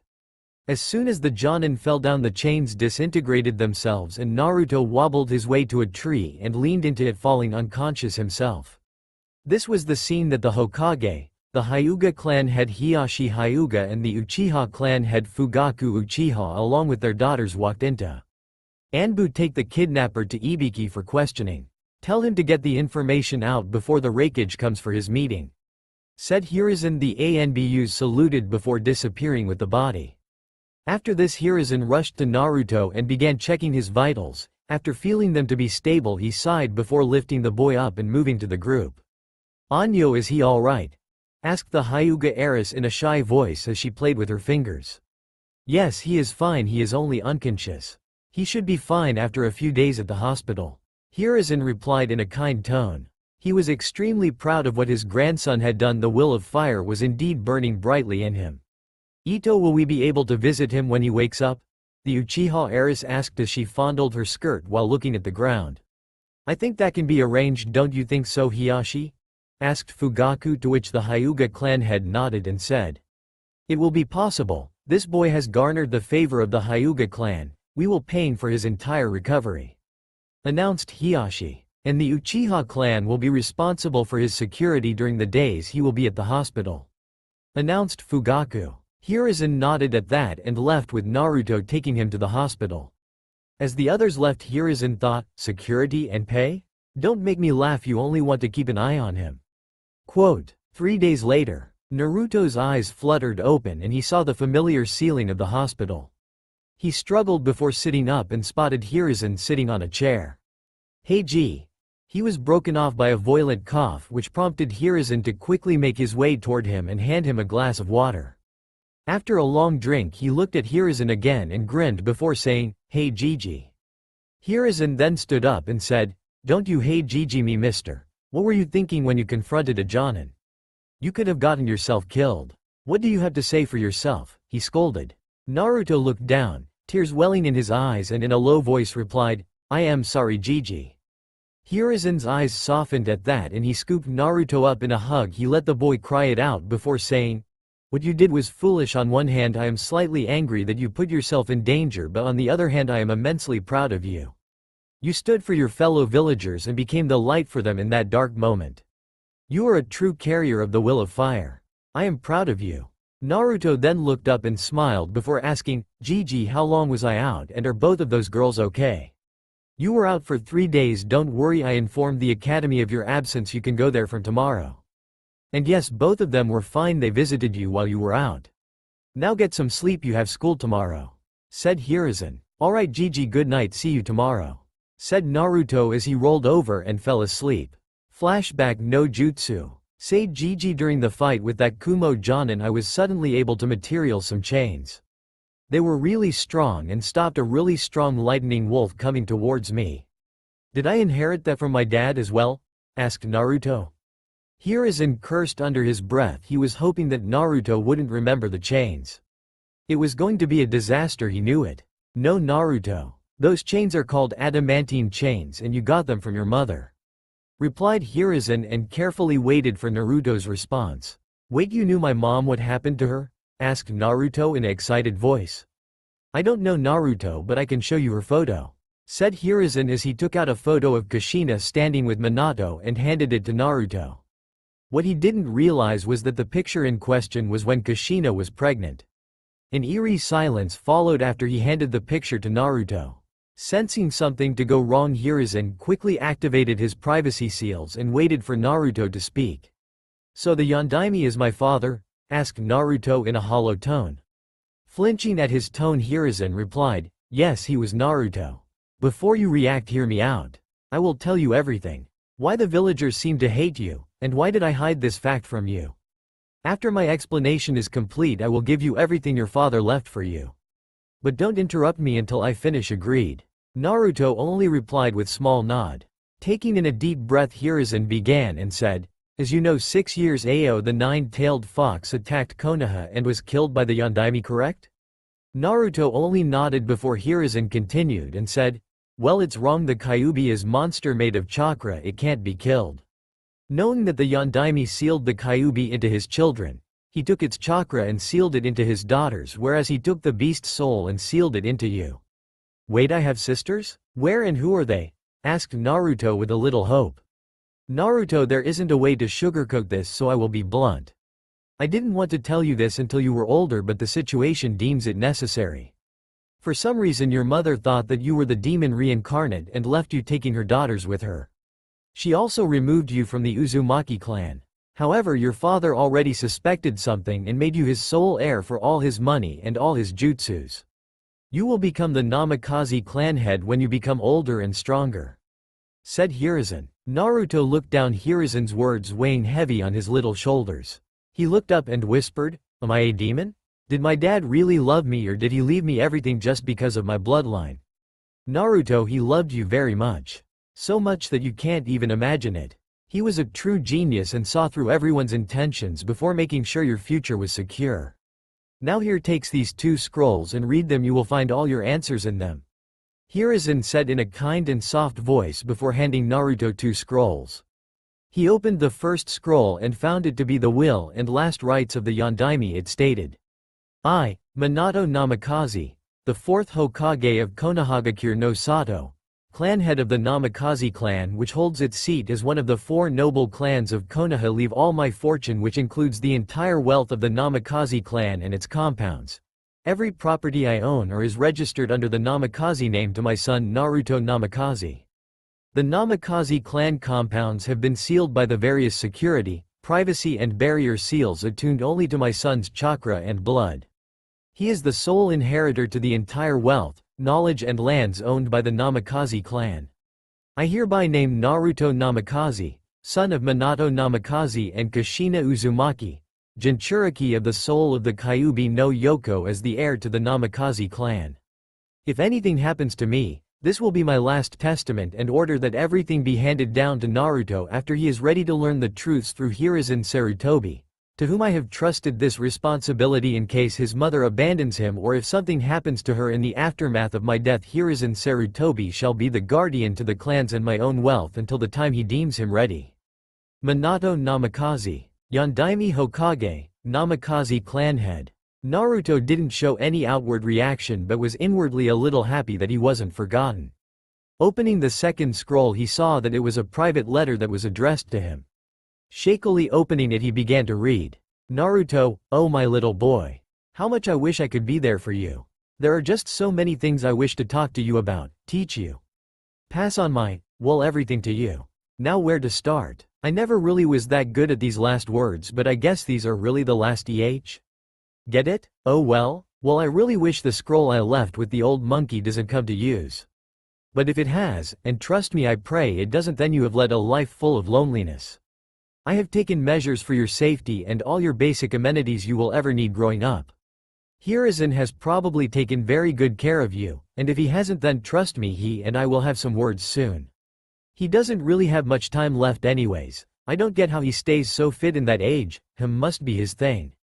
You will probably be owning a lot of money and power by the time you open this letter. I hope and I am watching you that you don't become arrogant or turn foolish with all the wealth and fortune at such young an age. But I know you're my son. I trust you enough that you won't be like that. Seeing how much you look like me, I can proudly say you'll be just as awesome as your old man. Well, now let's let some parental instincts kick in. Do not, and I mean absolutely not, turn into a pervert like Jiraiya sensei if he ever makes contact with you or tries to turn you into his corrupt ways. Or I swear, he'll regret ever dying after me and I meet in the afterlife. Make friends. I know it will be a bit difficult for you seeing the burden I have put on your tiny shoulders, but try and make some friends. You don't need a whole lot of them, just a few would be enough that you could trust completely. And that brings me to the next point. Girls, now no need to be embarrassed about hearing this from me.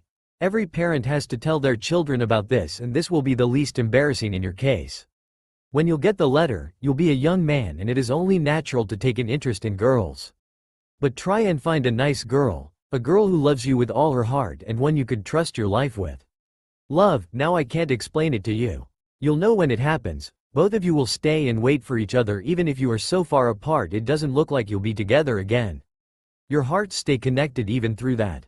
When you feel so strongly about someone, then you can say you are in true love with each other. I wish you find your partner and hope she is very kind and pretty.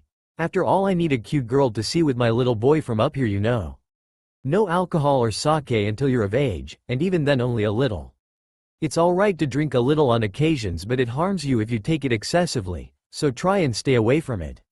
Be careful about the handling of money matters, alright.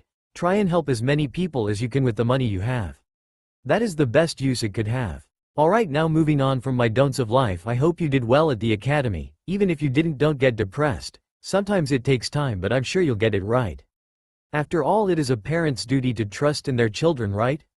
Remember that everyone has strengths and weaknesses. Find your strengths and harness them. Weed out your weakness through hard work and perseverance, and I'm sure you'll make me proud. Blood splatter. Naruto, looks like my time is getting up. Now listen and remember this carefully. There was an orange-masked man with a lone Sharingan in his right eye behind the attack of the Nine Tails tonight. He'll be back for you, and your sisters, I'm sure of it. Get strong enough to protect them and yourself. Make allies who would stand up next to you and watch your back, and gain enough strength to deal with him when you finally have to face him. Blood splatter. Naruto, from now on, you're going to face lots of pain and hardship. Be true to yourself. Have a dream and have the confidence to make that dream come true. I have left you with scrolls for my personal techniques, the Rasengan, the Hirishin, and the space-time absorption barrier. I hope they help you when the time comes. Oh, and Naruto, there's so much. Oh, so much more that I want to pass on to you. I wish I could stay with you longer. I love you. Tears were streaming down Naruto's face as he read the letter. He then hugged the letter to his chest and shakily said, "He loved me, I was wanted." Hiruzen chose this moment to get up and hug Naruto as he soothed him and let him clear his chest away. After Naruto had calmed down, Hiruzen said, "Naruto, you do understand that I can't reveal your heritage right now, don't you?" Naruto nodded and with a small smile said, "Yeah, I understand, Gigi. I read that Tuchin had many enemies who would stop at nothing to attack. Until I get stronger, I won't reveal my heritage. Now I know I can't live in my clan compound, but do you think you could give me my dad's notes on his jutsus?" asked Naruto with a shy voice. "Of course, Naruto, and since you took this news so well, I will teach you two jutsu myself. Though I want to ask, are you okay? The news of your own mother abandoning you must have hit you hard." Hiruzen said in a tender voice. "Yeah, it was hard. They have been living in peace since they were born, not knowing any hardship. It really hurts, but I know that Tu-chan wouldn't want me to wallow. I will move on from this and make him proud. Also, I won't take the clan name right now. I will take them after I become Chunin or something," said Naruto, to which Hiruzen nodded. "Naruto, I do want to ask, what will you do if, for example, your mother apologizes to you and tries to make amends?" asked Hiruzen with a curious expression. "Nothing, nothing at all. I will let Uzumaki-sama know that I want nothing to do with them. But I will show them appropriate respect that is given to fellow shinobi," said Naruto, to which Hiruzen nodded. "That is all I needed to know. Now run along. I will meet you in a week with books on all 10 levels of Fuinjutsu, your father's notes, and finally to teach you the two jutsus I promised you. Is that okay?" asked Hiruzen, to which Naruto nodded with a big smile and left the office. Flashback. No Jutsu Kai. On the other side of town, Hiruzen Sarutobi had his own set of problems. The first and foremost being a mountain of paperwork in front of him. It was at that moment Jiraiya appeared from the window and said, "Hi, sensei." Not looking up from his paperwork, Hiruzen replied, "Jiraiya, good to see you again. What are you doing here?" "Oh, I just came to tell you that we started training the twins the year ago, and we should be back by graduation time," replied Jiraiya, to which Hiruzen gave a stiff nod. "So sensei, how's the kid? What was his name again?" asked Jiraiya in a noncommittal tone. Hiruzen looked at him incredulously and said, "Seriously, Jiraiya? What is his name? You don't remember your own godson's name?" Minato must be rolling in his grave seeing how his wife, his own teacher, and the village he gave his life to save are treating his son. Jiraiya looked down in shame before Hiruzen sighed and said, "He has had a very difficult life.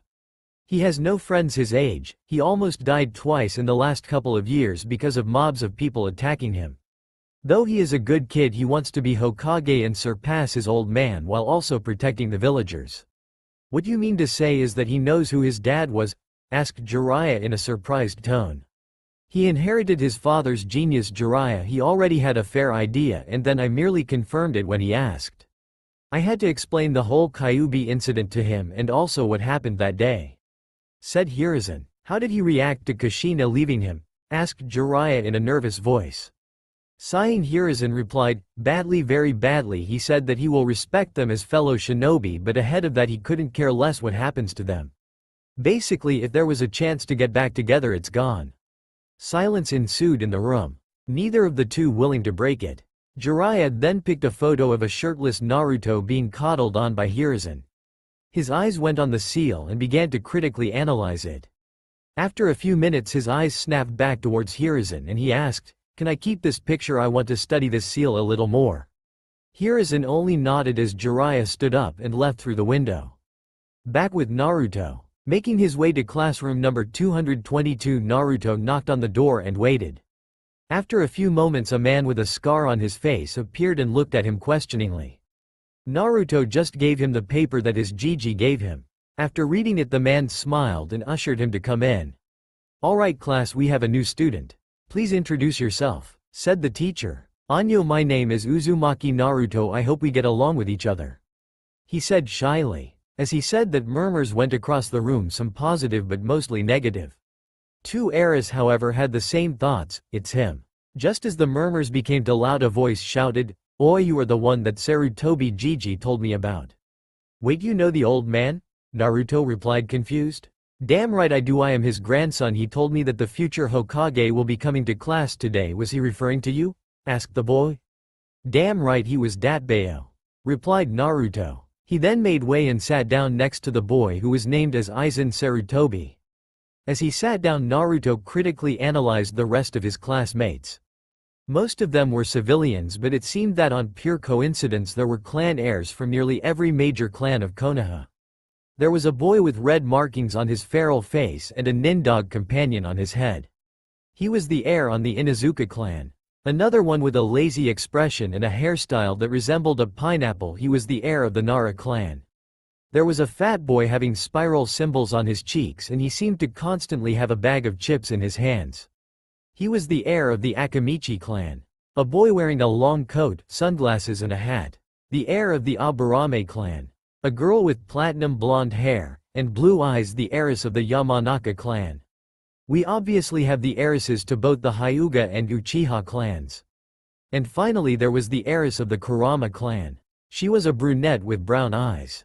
Naruto droned himself out of the lesson because he felt that it was boring and was glad when bell to lunch had rung.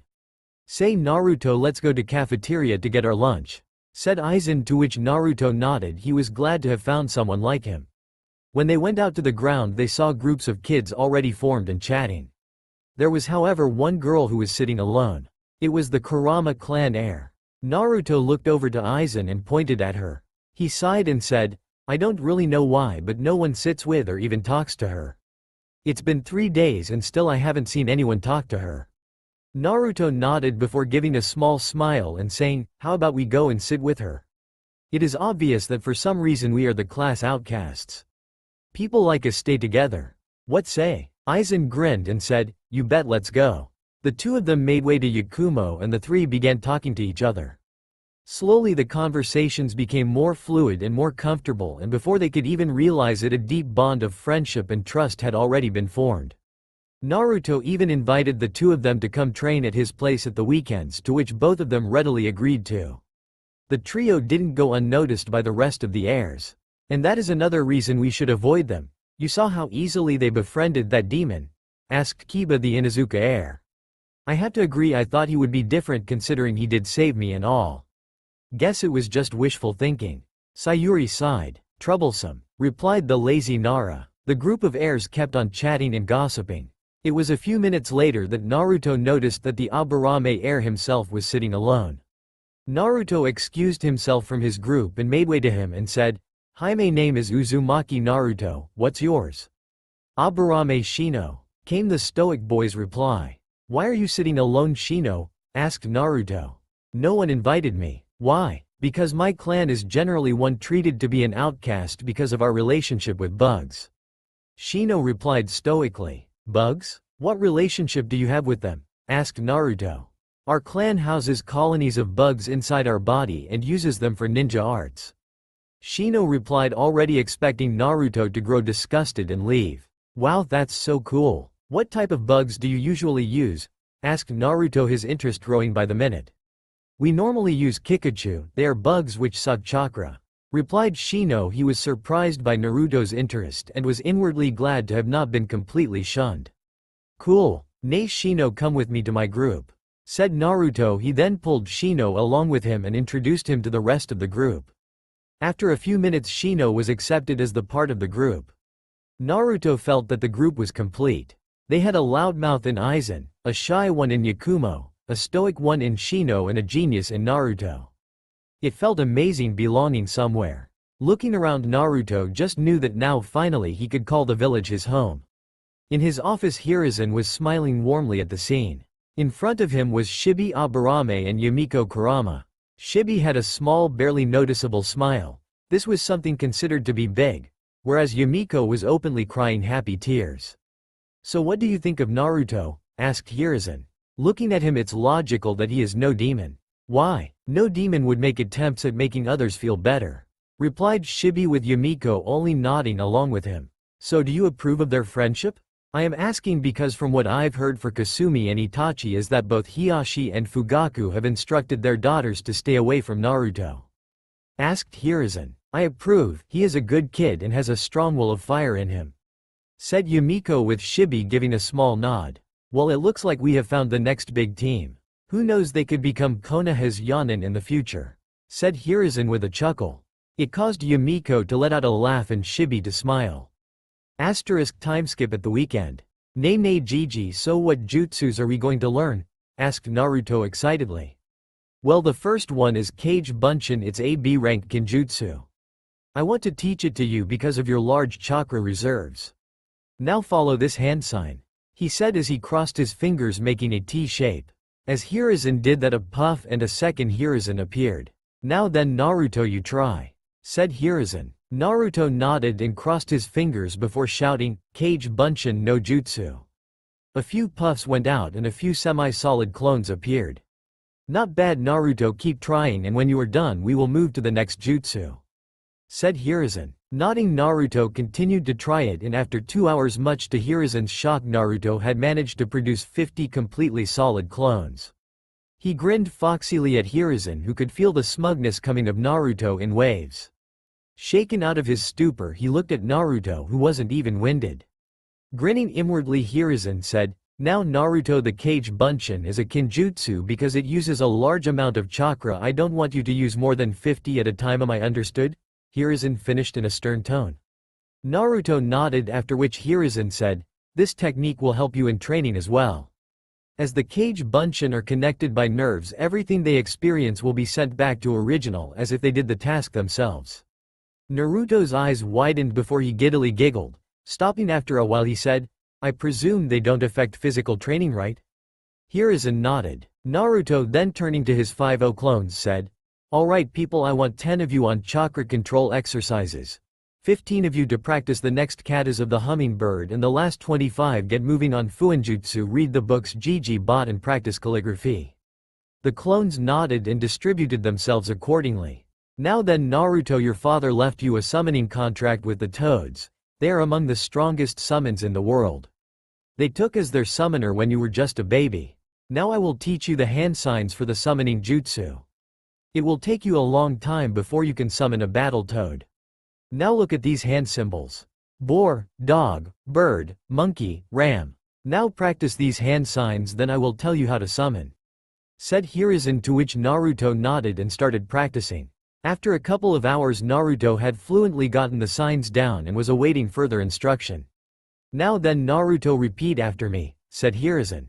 He then bit his thumb before making the hand signs and finally placing his hands on the ground and shouting, summoning jutsu. As he said that, a puff of smoke was seen and a small monkey appeared before looking and disappearing in a puff. Now then you try, said Hiruzen. Nodding, Naruto bit his thumb, went through with the hand signs, and after placing his hand on the ground he shouted, summoning jutsu. A small puff of smoke was seen and a small red and purple toad was seen. "Yo, I take it you are our new summoner?" asked the toad. "Yup, that's me," chirped Naruto. "Cool, do you have any snacks?" asked the toad. "Not right now. How about you go back and when I summon you next time I'll get you snacks," said Naruto. "Sounds fair. By the way, Gamakichi is the name, see y'all later," said the toad as he disappeared in a puff. "How is that, Gigi?" Naruto asked in a smug tone. "That was good, keep practicing both their jutsus. I will teach you some more later." "Okay?" asked Hiruzen. "You got it, Gigi-sensei," Naruto said in an excited tone. "Gigi-sensei?" asked Hiruzen, slightly confused. "Yup, you are my Gigi even if we aren't related by blood, and you taught me 2 good moves with promise for more, so sensei. Combine the 2, it becomes Gigi-sensei," Naruto chirped, causing Hiruzen to chuckle and then rub Naruto's head affectionately. "Say, Gigi-sensei, can I tell my friends about you know everything?" asked Naruto in a worried voice. Crouching down in front of him, Hiruzen placed a hand on his shoulders and said, "Listen, Naruto. They're your secrets to tell, however I want you to wait until you trust them with your life and they trust you with theirs. Also, your relationship has just started, let it grow before testing it." Naruto nodded and hugged him before saying thank you. Hiruzen then decided to ask Naruto about his training plan. "Say, Naruto, what do you plan to do with your dad's techniques and when will you learn them?" he asked. "Well, Gigi, I am thinking of spending the next 3 years working on my chakra control, Funijutsu, Taijutsu, and the jutsus you will teach me. When my control and knowledge on Fuinjutsu will reach level 6, then I will start learning all 3 of my dad's jutsus and hopefully I will be able to use them when I become a genin," said Naruto, to which Hiruzen nodded with a proud smile. "I am proud of you, Naruto, you really are something. Always remember to train but not to get power hungry. You should also add your Kekai Genka training in your schedule," said Hiruzen. "I almost forgot about that," said Naruto while he slapped his forehead, causing Hiruzen to sweat drop at his antics. Only Naruto would forget that he possessed 2 very strong Kekai Genkas. He truly is a mixture of both his mum and dad, thought Hiruzen. "Alright, Naruto, dispel your clones 5 at a time every 5 minutes. After you are done, meet me outside, we are getting ramen as a reward for your good work," said Hiruzen. Naruto jumped up and down in excitement as he began dispelling his clones while dreaming of ramen. It had been 6 years since our hero had started the academy and made his friends. Now sitting at 5 feet 4 at 12, he could proudly say that he trusted all 3 of his friends for life. Today was the day of the final exam before the life of a genin. Needless to say, Naruto was beyond excited. During the years at the academy, Naruto had kept himself on an average position in the class, enough not to draw any unwanted attention to himself. Over the years, thanks to the use of shadow clones, he had grown massively in all of his shinobi branches. He was now a level 6 Fuinjutsu user and had started dissecting both of his father's signature seals, the Hirishin and the space-time absorption barrier. His taijutsu and speed were mid-chunin level thanks to his use of weights and then resistance seals after he reached level 5. He had also finally matured his Sharingan completely. Naruto, however, wasn't overly dependent on the eyes. He used them only to cast and break genjutsus, or to copy new jutsus that his Jiji was going to teach him. He had also massively improved his ninjutsu, which now stood at an impressive high chunin level. He still hadn't done any elemental manipulation but was very skilled with non-elemental jutsus, even creating some personal versions of jutsus that he knew. He had also improved his summoning and could now summon at least 1 battle toad. He had also gained good control over his chains. However, the highlight for him would be his mastery of the Rasengan. It made him happy and feel close to his old man after learning his signature technique. As he was excitedly waiting for the exams to begin elsewhere in the fire capital, a nervous Kushina was packing her things to return to Konoha. The reason to her nervousness will soon be revealed. Multiple flashback no jutsu. Kushina walked through what was left of the village gates at the crack of dawn toward the carriage that would take her and her new family to the capital with her newborn daughters in hand. As she was about to enter the carriage, she looked back and saw Hiruzen standing at the dislodged entryway to the village with a sleeping Naruto in his arms. The sickening disgust she saw in his eyes as he glared at her before he turned his back to her and walked towards the Hokage tower hurt her immensely. He was the man that Minato respected above all others, and to see him regarding her with such awful disappointment. She could only hope that he would see the truth behind her words one day. She forgot her pain as she gazed longingly upon the two red-headed infant girls that were fast asleep in her arms, neither of them having a care in the world. She smiled lovingly at them, thankful that despite last night's horrific attack by the Kyuubi, or whatever tragedy might befall her, her family, her village or even her nation, there was still so much purity and innocence in the world. That purity and innocence had to be guarded and preserved for as long as possible. They would be free from worry for now, at least, as despite Hiruzen's anger with her, he still cared enough to provide an Anbu detailed to escort her and her babies to the capital. The trip took 2 full days at the slow pace the carriage moved at. During that time, the Anbu hadn't spoken with her, and neither had she bothered to speak with any of them, guessing that they likely felt the same way about her that Hiruzen did. She couldn't fault them for that, they didn't know any better, after all. When they had arrived at the capital and they had stopped at the courtyard of the daimyo's palace, she thanked her escorts, who merely disappeared without so much as a word of acknowledgement, and exited the carriage. To her surprise, the daimyo himself was there to greet her and welcome her personally. Feeling honored by the daimyo's personal greeting, she thanked her feudal lord and allowed him to lead her to the Uzumaki estate grounds within the capital proper. There was still quite an impressive staff of caretakers tending the grounds and the house, many of whom Kushina had even known as a young girl, and all of whom greeted her and welcomed her home warmly. All of them gushed over the 2 baby girls in her arms, commenting on how beautiful they were and expressing their sentiments over how proud Kushina must be of them. She entered the main house, put the girls down into the double crib that had been prepared for them, and went to settle down in the living room. She allowed herself a smile, despite her sadness at both Minato's passing and Hiruzen's disappointment. All that mattered at the moment was that she and her girls were home, safe and sound, and they would have a happy life and childhood here. The twins' first birthday came and went much more quickly than Kushina could have thought possible. Kushina had met the day with mixed feelings. The day would forever be bittersweet to her, and while she would remember the loss of her dearly departed husband and the death of her son by Kyuubi's possession, she was also very happy to celebrate the beginning of the girl's 2nd year of life. She and the girls were very content and comfortable with the luxurious, safe and peaceful life that they were able to enjoy in the Fire Capital. She had written to Hiruzen, giving him the annual report she promised she would give to him every year detailing her health and the health of the girls, and when she began training them, she would let him know how that was progressing, too.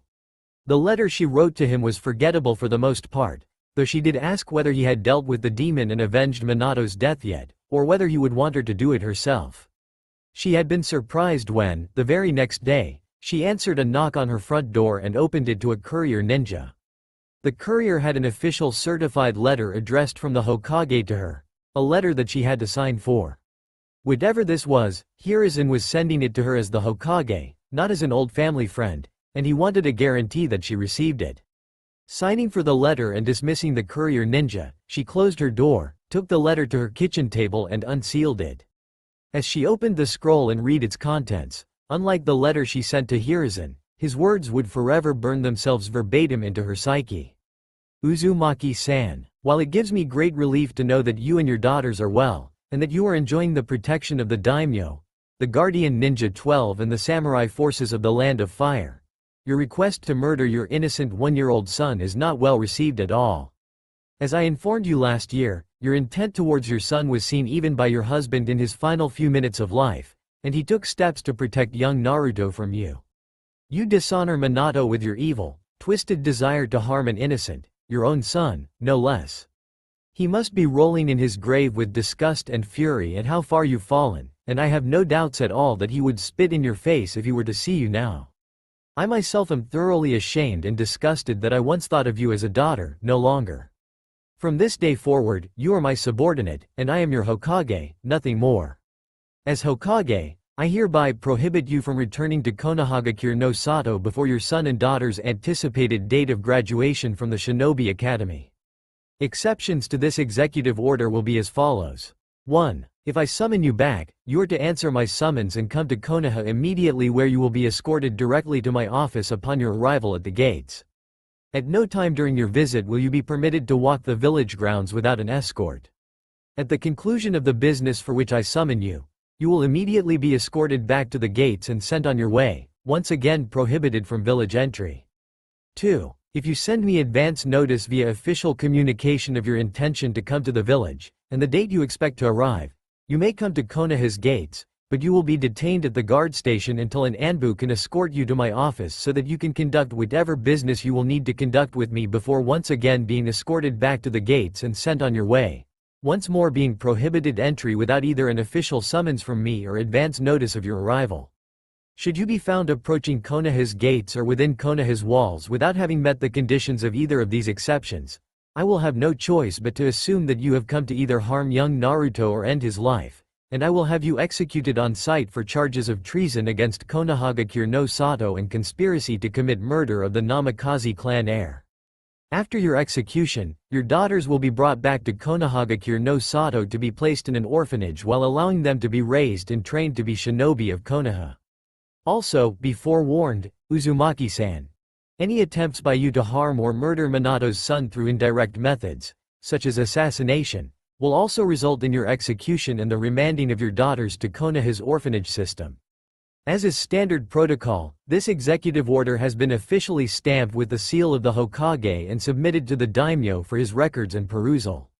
Ordered by Hiruzen Sarutobi, Sandaime Hokage, Konohagakure no Sato.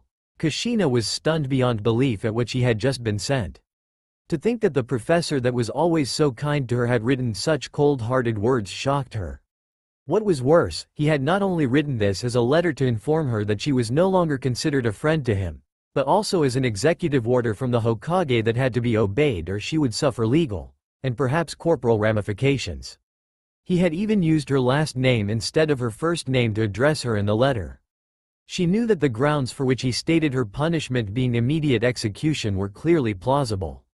Biju Chakra or no, the demon that fit Naruto's description was classified as a Jinchuriki under the letter of the law, and to top it off, he was also the legal heir to the Namikaze clan, and even she couldn't legally defend herself against charges of treason and conspiracy against a clan heir. Despite the righteousness of her feelings and the justice of her path, her hands were tied, and as much as she hated that demon wearing her son's skin, she loved her daughters that much more. She gritted her teeth in anguish, a few tears escaping her eyes before she was able to force them back down. She penned a response back, stating her intention to visit Konoha tomorrow to speak with him directly. Once completed, she informed the nearest maid that she had business in the capital, and asked her to tend to her daughters until her return. It was 3 hours later that she received an official acknowledgement from Hiruzen via messenger hawk stating that the gate guards would be expecting her arrival tomorrow and that she would be provided an escort to his office. She left for Konoha early the next morning, once more leaving her children in the care of the Uzumaki staff, taking to the trees to travel quickly and arriving in 3 hours. As told, she was detained at the gate to wait for an Anbu to escort her to the Hokage's office. It was a male, hawk-masked Anbu that arrived to escort her to the Hokage, taking her to him via Shunshin. Even the tone of his letter hadn't prepared her for the cold fury and near hatred that Hiruzen was now bearing down upon her. The meeting was quick, and the point driven home that she would receive no special favors of any kind from the Hokage due to feelings of past kinship. He had told her, in no uncertain terms, that while he couldn't officially declare her an enemy of Konoha, he now personally regarded her as one. She was escorted back to the gates and left the village very unsatisfied. A week later found Jiraiya at her door. Having been stricken from the Toad contract, he now had to manage his spy network directly by traveling and meeting with contacts himself. He had left Konoha to do this, and had informed Kushina that a visit to her and the girls would be a pleasant stop along the way. Of course, he needed to travel around the world and do his research, which he also informed her of without any shame, prompting her to pummel him into the ground. It was during this visit that he noticed Kushina wasn't herself. "Kushina, what's the matter? You haven't been acting like yourself since I got here," he expressed with concern. With a sigh, Kushina answered, "Sandaime-sama has forbidden me from returning to Konoha before it's time for the girls to become genin unless I'm either summoned by him or unless I have business there that I had to inform him of beforehand. She continued sadly, he's basically ended our friendship and says that he now regards me as his enemy because of that demon." "I see," Jiraiya offered with a sigh of his own, Well, that's not something I'm about to get involved in. I know how you both feel about the situation, so I'll just leave it alone. Thank you, Jiraiya. I really appreciate that. Coincidentally, during the third day into Jiraiya's visit, Tsunade and Shizune also came by the Uzumaki estate. Sarutobi had informed Tsunade of Kushina's relocation for the time being, so she decided to stop in for a visit to her three godchildren. Kushina was about to speak up about Naruto not being her godson anymore, but Jiraiya stopped her with a firm grip on her shoulder and a stern glare while he shook his head in the negative slightly. So I've seen the girls, but where's Naruto? Tsunade asked happily. Well, Tsunade, Jiraiya answered. Sensei wanted the boy to remain in the village so that he could bond with it the same way his old man did. It was Minato's dying wish. While confused at such an explanation, Tsunade chose to accept it, such as it was, and didn't bring the matter up any further. All of them simply enjoyed spending time together and bonding with Kushina's red-headed toddlers, who surprised them all by taking their first steps in their presence. Another week had passed, and Jiraiya, Tsunade and Shizune all prepared to leave, Jiraiya to his business, and Tsunade and Shizune to theirs. Jiraiya had promised Kushina he would return by the girl's 5th birthday so that he could start training them with her. Wait a minute, Jiraiya. What about Naruto's training? Tsunade asked innocently, not noticing the darkening of Kushina's eyes, nor the icy frown on her face. Don't worry about that boy, Jiraiya retorted with his usual bluster. He's got the old man to look out for him and train him. He'll be alright, he won't need me. Tsunade, once again confused as the attitude Jiraiya was taking towards Naruto, which was so different from his attitude towards the girls, just nodded, but she narrowed her eyes in suspicion at him before taking Shizune and going on her way. Once she was out of sight, Jiraiya turned to Kushina. All pretense gone. I only lied to her so that I could help you save face, Kushina. You do realize that Tsunade would cut any and all ties with you just like Sarutobi-sensei did if she were to learn the truth about your abandoning the boy, don't you? That demon isn't Naruto. He's the Kyuubi, she shouted at him in frustration. Do you really think she'd buy that? I don't, and I can tell you for a fact that she won't, either. Now, I won't cover for you, again. Bear that in mind, Kushina. Kushina simply bristled in anger, but chose to say nothing. Jiraiya pulled his scroll onto his back and gave his goodbye. I'll see you in 4 years. And with that, he walked out of the Uzumaki estate, departing the capital for places known only to him. Flashback end. 12 years since that last visit by Tsunade, and 8 years since Kushina had realized her gross mistakes and wrongs, and she still angrily asked herself how she could have not only been so stupid as to jump to the conclusion that Naruto was the Kyuubi without properly inspecting his seal first, but so evil-hearted as to not want to even entertain the hope that Naruto was still alive and well. What had come over her during all that time? To this day, she still found herself wanting for an answer. She only knew that there was no excuse for it. She continued to pack up the things she would be taking to Konoha with her, completely unaware that a certain Hokage was reflecting back on those turbulent days as well. Konohagakure no Sato. It won't be long, now, Hiruzen Sarutobi mused to himself morbidly. Kushina will be coming back here in a few months with her daughters once their training is completed to her and Jiraiya's satisfaction. What the hell am I supposed to tell Naruto about all of this? Hiruzen had made a good many mistakes and questionable judgment calls regarding Naruto, judgment calls and mistakes over what to tell him, what not to tell him, how to handle the knowledge that he'd been keeping from Naruto for all of these years, all for his own safety and to keep him as stable as he possibly could, given the poor boy's circumstances. Thinking of Kushina made him think back to that day he gave Jiraiya the photo of baby Naruto with his seal exposed. The day which would mark the beginning of his own mistakes regarding the boy and his mother. Flashback. Hiruzen was in his office going through the usual paperwork he dealt with. It was a month before Naruto's 5th birthday, and he was still working to fit in time to celebrate it with him. His train of thought was interrupted as Jiraiya came in through the window. Sarutobi quickly looked at him and nodded, not even cracking so much as a smile. He could tell that Jiraiya was perplexed. After all, he usually smiled at seeing his former student but just couldn't bring himself to do so after his last disappointing encounter with him on the night of Naruto's birth. Of course, he knew that Jiraiya would also likely attribute it to the pressure he must be under with the work of the village. But the truth was that Hiruzen had lost almost all respect for his student and eventually came to realize that, while he had trained 3 great shinobi, they were lousy people. Of the 3 of them, Jiraiya was the only one that had continued to give Hiruzen any hope, and that hope was dashed on the night of his successor's children's births.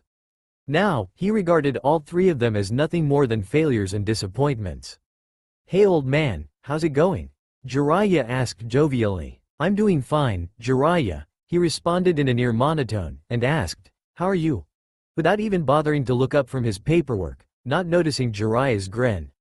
"I'm doing great. My research is coming along well and I'm excited to train the twins after their birthday when I return to Kushina. Unfortunately, I won't make it back to the party in time and I'll miss all those beautiful noblewomen," he whined, to which Hiruzen sighed and just shook his head in resignation. Jiraiya hadn't changed at all over the years. "Hey, how's the kid? What was his name?" he asked with a finger on his chin. Hiruzen stopped moving his calligraphy brush at this. With an annoyed and disappointed grimace, he slowly looked up at Jiraiya and responded in quiet disbelief, "Seriously, Jiraiya? What was his name? Do you seriously mean to tell me that your late student's family means so little to you that you can't even remember the name of your own godson?" "Huh?" Jiraiya responded cluelessly before retorting with indignation, "What do you mean? I do care for Minato's family. I've always made sure to keep tabs on Mito and Narumi." "Really, now? And if they didn't tie into your almighty prophecy, would you still care as much?" Jiraiya frowned darkly and asked in a low tone, "And just what is that supposed to mean, sensei?" Unfazed, Hiruzen proceeded to rebuke his student, "Jiraiya, your late student's family means far less to you than this prophecy does, which has given you an overwhelmingly overinflated sense of self-importance.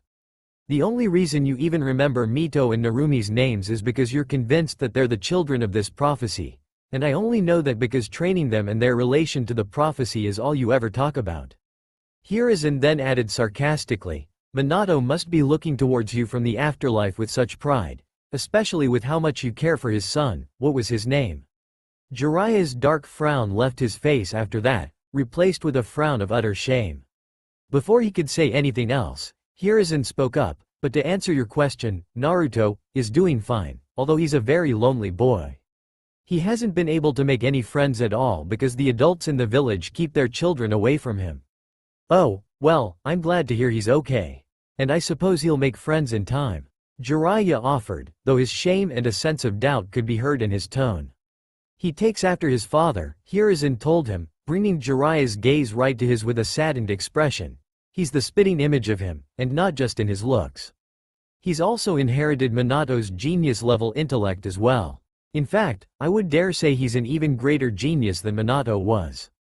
If I could do so, I'd take him as a student of my own." Hiruzen's eyes narrowed in resignation. "God knows it would be nice to have a student that didn't end up as a failure and an utter disappointment as a human being like the 3 of you did." Jiraiya's sadness became laced with hurt at Hiruzen's claim. He'd seen that look on his sensei's face before, though. Hiruzen had all but given up on his former students. Jiraiya began to look around the room looking for something to latch his sight and thoughts onto. He saw a picture of Naruto when he was a baby in Hiruzen's arms on his desk and picked it up. Naruto was in his diapers and the seal on his stomach was clearly visible. Jiraiya, now intrigued, narrowed his eyes and began to do a visual inspection of the seal in the photograph. The complexity of the seal was far beyond anything he had ever seen. Minato had outdone even the greatest of the Uzumaki sealmasters by combining 2 such strong seals along with several minor ones perfectly, and had synchronized them to perfection. In his last moments, Minato Namikaze had indeed created his masterpiece. "Hey old man, I am taking this picture. I'd like to study the seal on Naruto. Do you mind?" he asked and Hiruzen nodded. "Take it, I have copies. I'll put another one here," he said. Jiraiya nodded and left through the window, not even saying goodbye. Hiruzen closed his eyes and sighed once more. Only one word seemed to fit for all of the people once connected to Minato Namikaze: disappointment. And these twilight years of his life seemed to be filled with nothing but disappointment, with Naruto being the only bright spot in it. Flashback end. As much as Hiruzen hated paperwork, he was actually finding it a welcome distraction to the impending dilemma that would blow up in his face if he didn't take steps to start resolving it. Fire Capital. Kushina had finished packing her bedroom, and was now sealing up her kitchen goods. Her cast iron skillet was still as beautiful and black as the day she had first acquired it. She'd taken very good care of it and used it to cook countless meals for herself and her girls. But with that thought, she began to think of all the meals she had never cooked for her son. It was when she was preparing this particular pan for use that the horrible truth had been made known to her.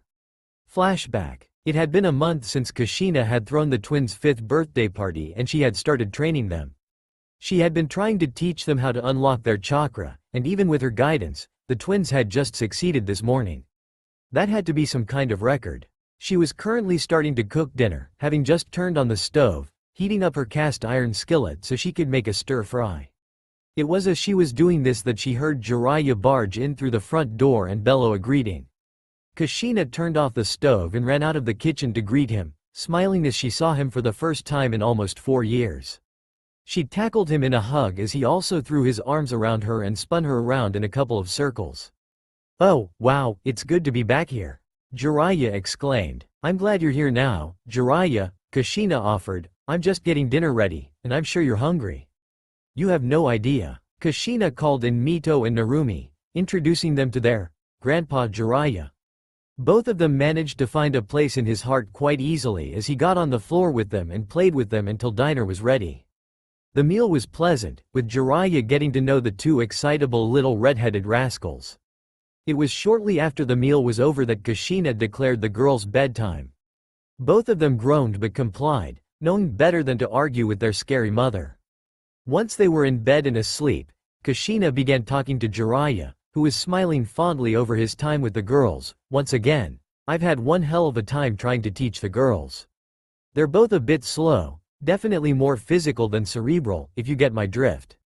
Jiraiya's smile quickly faded upon hearing this, replaced by a melancholy frown as though he'd been reminded of something painful. "What's the matter?" Kushina asked him, concerned. "Hey Kushina, I need you to take a look at something," he answered before pulling a couple of pictures out of his pocket and handing her one of them. Kushina examined the picture she was given. It was a blown-up image of a very complex seal. She looked at it critically, not understanding what he wanted her to do. "Study that seal carefully, Kushina," Jiraiya instructed, "and tell me what you see." She did as she was asked, studying the seal very carefully. It took her almost half an hour to determine the full capabilities of this seal. She even had to pull out some paper and a pen so that she could take some notes to keep from missing some of the functions. It wasn't just a seal, it was a magnificent work of art. Even the seals on the girls' stomachs didn't compare to what she was looking at. It was far beyond anything she was capable of. She would dare say that no Uzumaki had ever made a seal so complex or so perfect. She had seen the Uzumaki clan's works on seals, and none of them described anything that was as complex as the seal in Jiraiya's picture. It's amazing the way the seals in this array are all synchronized, even with the two high-powered base seals. This could seal off anything the seal master wanted and it would work perfectly. "I don't think I could even begin to replicate this," she exclaimed excitedly. "What would you imagine the limits of that seal being?" Jiraiya asked. "I don't think it has any," Kushina exclaimed, looking at it. "I'd imagine it could seal all 9 of the Biju into one host and still have enough power for more." "So then, this is a seal you would trust without a doubt?" "I would trust this seal with my life. If," Kushina's voice saddened, breaking slightly, "if only this seal had been used with Naruto, I'd still have my son." "Kushina," Jiraiya began sadly, letting out a heavy sigh before handing her the second picture and telling her, "That is Naruto's seal." Her eyes went wide in dumbfounded, fear-filled shock. What did you just say?"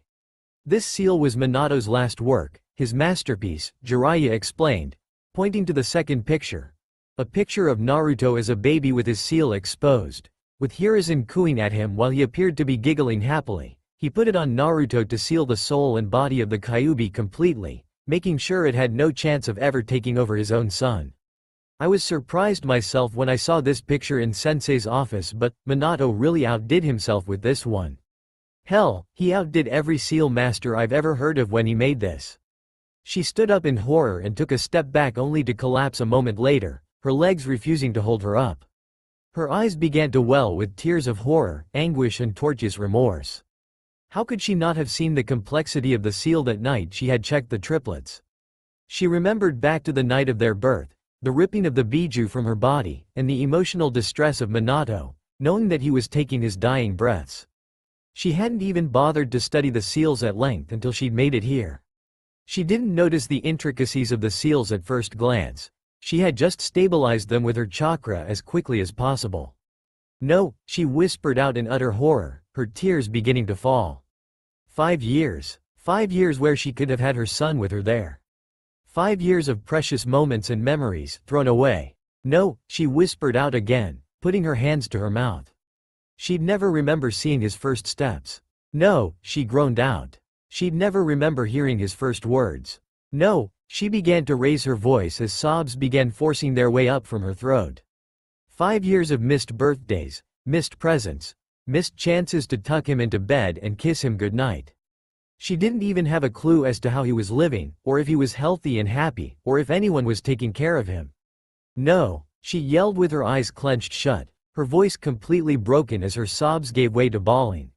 She clutched the picture of Naruto to her chest as she did this, hanging her head and almost collapsing to the floor if not for Jiraiya moving fast enough to catch her and hold her to himself while she wept uncontrollably. "I'm sorry, Kushina," he offered. He simply didn't have the heart to remind her that he and Sarutobi had told her of what she was just now acknowledging.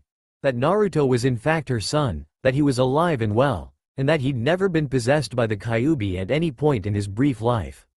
"Oh my God, what have I done?" she wailed, "My baby, my Naru-chan. I left him alone, I abandoned him. She cried even louder, I even threatened to kill him. What have I done?" Her cries became so forceful that she lost the ability to form words. Her wails and bawls were such that her body heaved up and down with each sob that forced its way out. This went on for almost half an hour before Kushina had cried herself hoarse. Jiraiya marveled at the fact that the girls had remained in their room fast asleep. Kushina must have placed silencing seals in the rooms so that their rest wouldn't be disturbed from any errant noises around the house. "Oh God," she whispered with renewed horror. "What would Minato think of me if he could see me now? What would he say to me?" "Kushina, Minato already knew this would happen," Jiraiya explained. "Sensei told me that Minato saw how you looked at Naruto and he took steps in case what he feared to be the worst happened." And, Kushina sniffled, "It did. I did the worst thing imaginable. I abandoned his son, my son." In a sudden burst of determination, she wiped away her tears and stood up, moving towards her door as Jiraiya watched on in confusion. "Where are you going, Kushina?" he asked. Without stopping, she answered, "I need to send a message to Konoha by messenger hawk. I'm going to tell Sandame Sama to expect me tomorrow morning." "You're gonna what?" "I'm bringing my baby boy home," she fired back, opening and closing the front door as she left through it.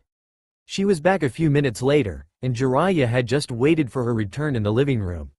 "Kushina, are you sure you know what you're doing?" Jiraiya asked warningly. "It doesn't matter if I do or not, I'm bringing my Naru-chan home. I'm going to apologize for not being there and I'm going to do whatever it takes to make it up to him. I won't let him stay alone anymore. As soon as I get the message, I'm leaving for Konoha." Both of them stayed up throughout the night. It was a couple of hours before dawn that a messenger hawk delivered a response from Sarutobi, stating the usual conditions. Kushina stood up and prepared to leave the house once more. "I'm heading out, Jiraiya. Take care of Narumi and Mito for me. I'll be back as soon as I can." She left the house before he could say anything more, speeding her way to Konoha as fast as her legs and the treetops allowed. The sun was just beginning to peek over the horizon as Kushina arrived at Konoha's gates. They looked a fair sight better than they had when she came 4 years ago, and even the damage caused by the Kyuubi that night was completely repaired without any trace of it ever having been there. She checked in with the gate guards, who had indeed been expecting her arrival, though not quite so early, and waited there for her Anbu escort to the Hokage's office. She only waited a few minutes, surprised that Sarutobi was awake and at work this early. It had just passed 6 o'clock and the village as a whole was still asleep. The Anbu took her shoulder, and without another used Shunshin to get himself and her to Hokage Tower.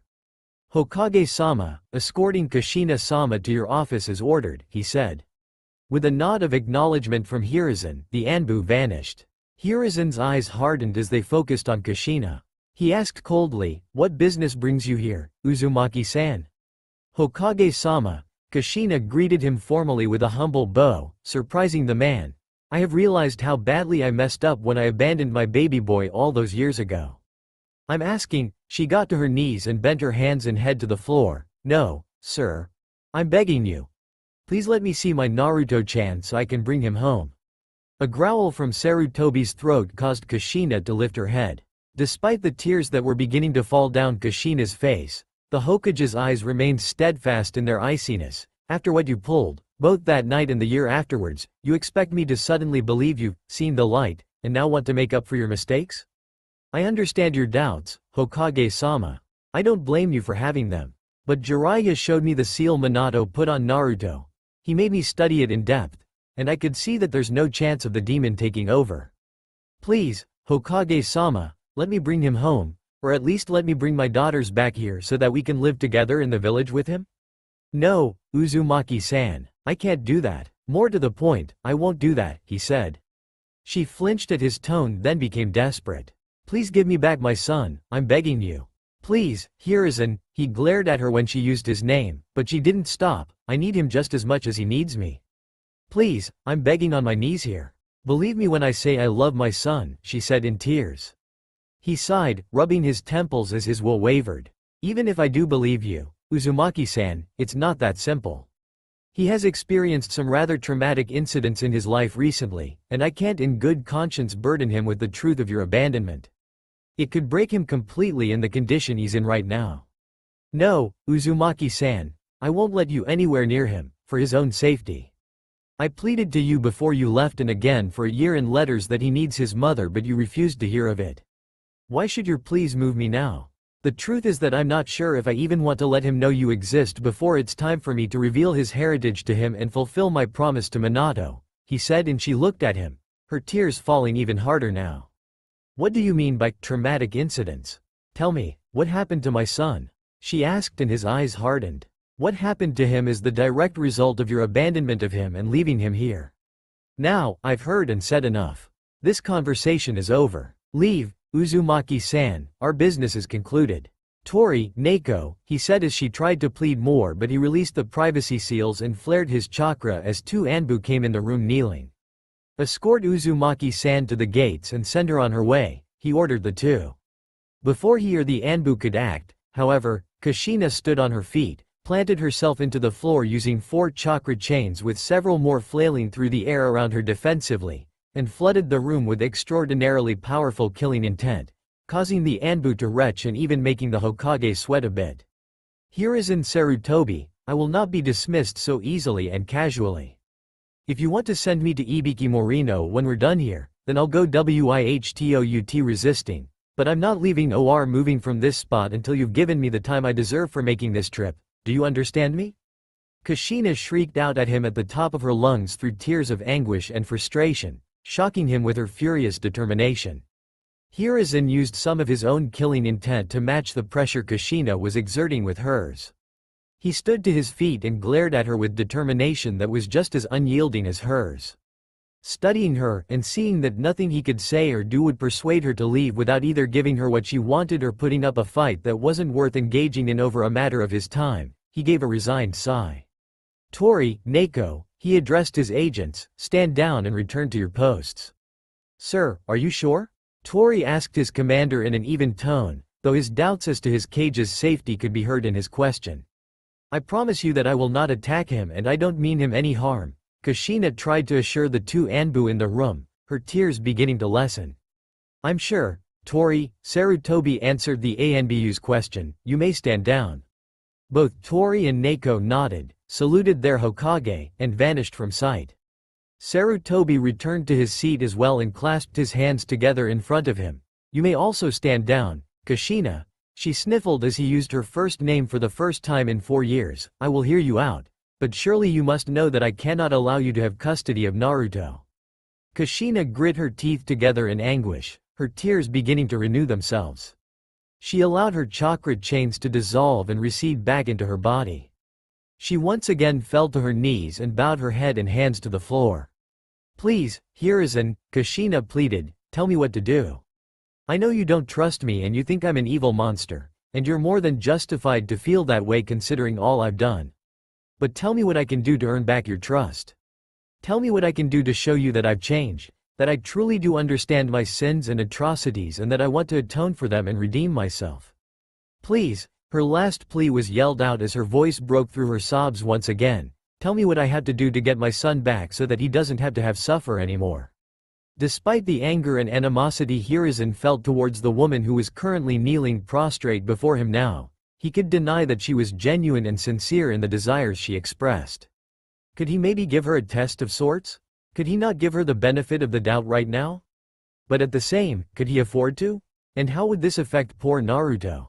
"Kushina, please lift your head," Hiruzen requested in a conciliatory tone. When she had done so, he gestured with his hand, palm face up, to get off her knees and stand before him.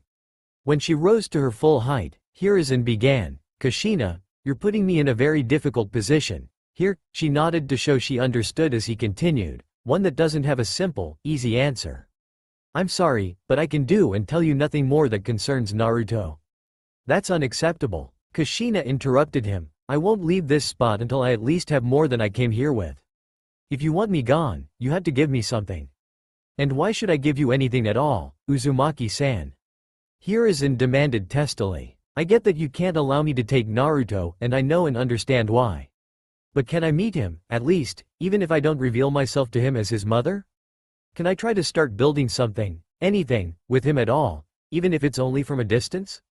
Please, Hiruzen, give me a little hope, here," Kushina said with tears streaming down her face. Sighing, Hiruzen said, "Let's just say he has had 2 attempts on his life from within the village, and the fact that he fought of an enemy Jonin who was about to kidnap the Uchiha and Hyuga heiresses. During the fight he activated his chakra chains and managed to knock the Jonin out. Later on, purely by coincidence, he learnt the fact that you were his mother and about everything that happened on the day of the Kyuubi attack. Reaching to this point, he stopped speaking in favor of having a breather." Kushina, as she heard Hiruzen speak, felt her heart sinking, and she waited a while before asking, "How did he react?" "Pretty much as you'd expect him to. The look of pure betrayal in his eyes still haunts me. I gave him Minato's letters in which he explained the reasons he did what he did." Naruto calmed down a lot after that, and then for the very first time in his life smiled a genuine smile, before he promised to me that he'd make his old man proud by becoming Hokage himself. He idolizes his father more than anything. Now what I am going to say may hurt you. I asked him what he would do if you ever came apologizing. He simply said that he didn't care anymore about what others do. He said he'd respect as a senior shinobi, but nothing more than that. "I am sorry," said Hiruzen. Hearing that, Kushina felt her heart break even more. A whole new wave of self-loathing and disappointment hit her. She had lost her son. After a few minutes she slowly whispered, "Can you tell me about him? Let's just say he is a sad boy with no friends. He tries his hardest to see the best in people. He is a natural-born censor, and not to mention that he is a literal carbon copy of Minato. Not just in terms of looks but also in terms of genius. Can you imagine that he learned how to read at 2 and by 4 he was already reading chakra theory and was practicing control using theory in books? Also, he seems to take both nin and fuin jutsu like a sponge. If I am not mistaken, he should already be halfway through level 1. That's all you need to know," said Hiruzen. I understand. Can I at least send him gifts and letters?" Kushina asked as her voice cracked. "No. That would create more problems for the future. Though I would like to ask to give us your notes on the chains. He needs to train them as well," said Hiruzen, to which Kushina readily nodded. "Can I see him?" Kushina asked in a very short voice. "Only from afar," said Hiruzen as he took out his lacrima, and both of them watched as Naruto cooked and then went to sleep. After a few minutes, Kushina looked at Hiruzen with tears streaming down once again and said, "Please Hiruzen, tell me, is there any way for me to get my baby back? I know I haven't been the best mother, but I really want to make amends. Only time will tell. Now I think you should return to the capital. It won't be long before your daughters notice your absence," said Hiruzen as Kushina nodded and left with an ANBU. Kushina sped back home, wishing she could have brought Naruto with her, but grateful for what concessions Hiruzen had made to her. The old man did as he had promised, allowing Kushina her first glimpse of her near 6-year-old son, and as it should have been on the night he was born, she immediately fell in love. Just seeing him and watching him as he read, studied and cooked for himself brought her to tears once more. How she longed to go down into that apartment and sweep him up into her arms. How she yearned to hug him and kiss him all over his face, telling him how truly sorry she was and how much she loved him. How she ached to bring him home with her and surround him with the love of his family. It was not to be, as Hiruzen brought her back down to reality by ending her time in Kanoka and personally escorting her to the gates to see her off. She had returned to the fire capital by late afternoon, and had now entered the Uzumaki estate. As soon as she entered, Jiraiya came up to greet her, but saw a tear-stained face, and no little boy in hand, though she had a sad yet hopeful smile. He could see that while she hadn't gotten what she wanted, she'd been able to walk away with Hiruzen having given her something. She washed her face, put on a smile for her girls whom Jiraiya had brought to greet their mother and welcome her home, and began to cook dinner for her family, thankful for her loved ones, but wishing she could be cooking for her son as well. Jiraiya knew better than to press the issue, and the girls were just as clueless as they ever were, something she found herself to be quite thankful for at the moment. It was the next morning, before the girls were to be woken up for breakfast, that Jiraiya came to Kushina and asked about her meeting with the Hokage. She explained everything that took place to him, about Hiruzen's refusal to allow her near Naruto, about the attempt on Naruto's life, which caused Jiraiya to flinch, though the things Hiruzen asked her to keep to herself, she did. She also told him about laying eyes on him for the first time since his birth, and what she was going to do for Naruto from that day forward. When she was done, Jiraiya asked her, "Kushina, when are you going to tell the girls about him? And what exactly are you going to tell them?" "I'll tell them when I think they're ready," she answered plainly, "and I'll tell them everything. I won't leave anything out." "Are you sure that's wise?" Jiraiya asked warily. "I mean, you don't know how they'll respond to what you have to confess to them. They deserve to know. How they'll react to me isn't what's important. But I have faith in them to take it all in stride." "Well, okay then. If that's what you want to do, I won't stop you when the time comes. Just be careful, okay?" She smiled sadly at him and nodded. Before she prepared breakfast. Flashback end. Kushina continued packing the kitchen as she reminisced over her time spent there. Time where she missed Naruto's childhood, but smiling at the things she had learned of him through Hiruzen's continued correspondence.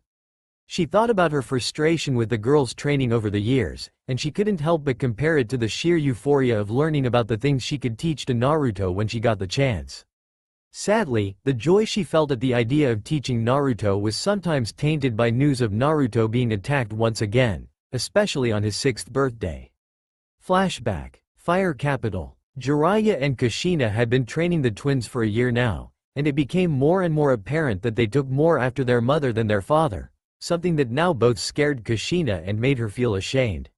She began to fear that they would react to Naruto the same way she had, just following their impulses and not taking the time to really think things through.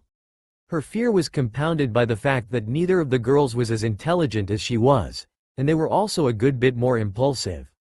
She had tried to teach them about battle strategies and deceptions in the shinobi world, but they lacked the attention span to learn such subtleties.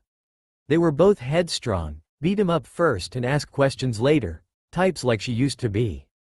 They had also inherited her fiery temper and brash personality, along with the dense chakra that she had. But while their chakra was quite dense, their chakra control was beyond abysmal, a dilemma she couldn't understand. It wasn't surprising for Jinchuriki to have poor chakra control due to their reserves, but their control was almost negligible, and nothing that Jiraiya and Kushina tried could seem to improve their control. In addition to their dense chakra, the mixing of the Kyuubi's yin and yang chakra respectively into their coils brought problems of their own. The control needed to keep the demonic chakra from bursting forth unrestrained wasn't there due to the absence of the 1,000-year-old soul that was sealed within their brother, which was needed to filter and regulate such potent, dangerous chakra that did not belong to them. Kushina and Jiraiya had tried to teach them any chakra control exercise they knew, even the ones that they thought were more advanced than those their age should be practicing. The leaf exercise, surface sticking, water walking, nothing worked, and all that their efforts showed were leaves ripped to shreds, potholes on walls and trees, and a lot of waterlogged clothes. The girls had no apparent concept of the word restraint, and their short tempers didn't help them either. Needless to say, Kushina knew it was going to be a long and tedious path to get them to master even the basics. She and Jiraiya began to take a different approach, and started training them in her clan's style of taijutsu. The Uzumaki's swirling fist, which relied on the weakening of an opponent first through the use of seals or other long-ranged attacks, such as water-style ninjutsu or her adamantine chains, and then going in for the kill. It was based on strength and force, designed to take down an opponent by going on the offensive and landing fierce strikes. The downside was that the swirling fist had almost nothing in the way of defensive techniques, which was the style's greatest weakness. For most Uzumaki, however, this weakness was negligible, as their skill in sealing is what provided the defense that they needed. And therein lay another crucial problem. She had tried to teach the girls sealing, but it just didn't take. Neither of them had the patience needed to learn the subtleties of the complex art, nor to develop the necessary skill in calligraphy. What was worse was that neither of them had inherited the Uzumaki clan's natural talent for the art. They didn't care, it wasn't flashy enough for their tastes, something that once again saddened Kushina to no end. She had tried to convince them how powerful seals were and had showed them some, but the only ones they were interested in were exploding tags and storage seals, and even these were difficult for them to follow or understand. Kushina spent the day where she realized they wouldn't progress beyond those two basics in virtual mourning. Jiraiya had started to teach them basic ninjutsu and was their personal taijutsu sparring partner. He himself had no particular taijutsu style, being a bit of a brawler himself, except for the frog kumite taught to him by the Toads, which was now useless to him due to his eviction from the Toad clan and his loss of Sage Mode. He had taken bits and pieces from many of the styles Hiruzen tried to teach him in his younger days and crammed them all together in a style that worked for him. The only advantage he had was that he was very unpredictable, though any taijutsu master would likely tear him to shreds, and a user who had experience fighting his style would give him a very hard time. Kushina had not given up on reaching out to Naruto through Hiruzen, sending letters to Hiruzen on an almost weekly basis, asking for any news on Naruto he was willing to impart upon her, whilst occasionally asking him to reconsider allowing her to meet Naruto and bring him home.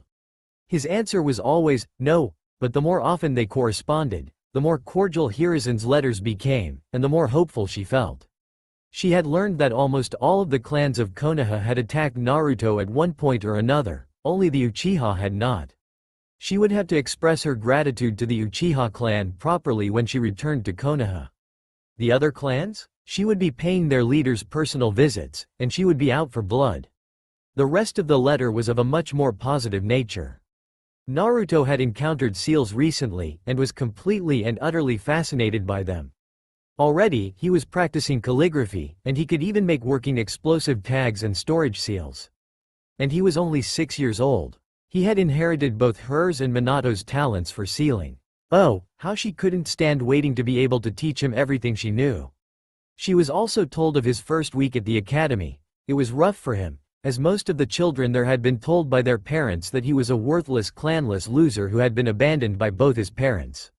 This made her very, very angry, and she resolved to pay a few parents of Naruto's classmates several personal visits once she was back in Konoha. She was sure that she could get a list of Naruto's old classmates after he graduated. And if any of those parents were the same clan's folk that she would be visiting already, then they wouldn't escape her with their lives. She however was glad when she learned of the friends he made. It made sure that he wouldn't be alone and had several people standing up for him. Flashback end. As Kushina was preparing for summoning the slug that would take them to Konoha, she began to reflect on how the girls had progressed in their training over the years. The basics had to be drilled into them constantly, as they were both rather slow learners. She was not surprised, however, when she saw their affinity towards chakra-intensive ninjutsu, both of them having a decent number of techniques in their repertoire. They were both highly proficient in the fundamental techniques of the swirling fist, but the advanced katas were still beyond their current abilities. True mastery of the style is something they would never have due to their lack of desire and ability to learn the sealing arts, but Kushina would at least make sure that they could use the style to a sufficient degree of proficiency to be able to take on any non-Uzumaki adversary. Her thoughts took a tangent back to Naruto for a brief moment.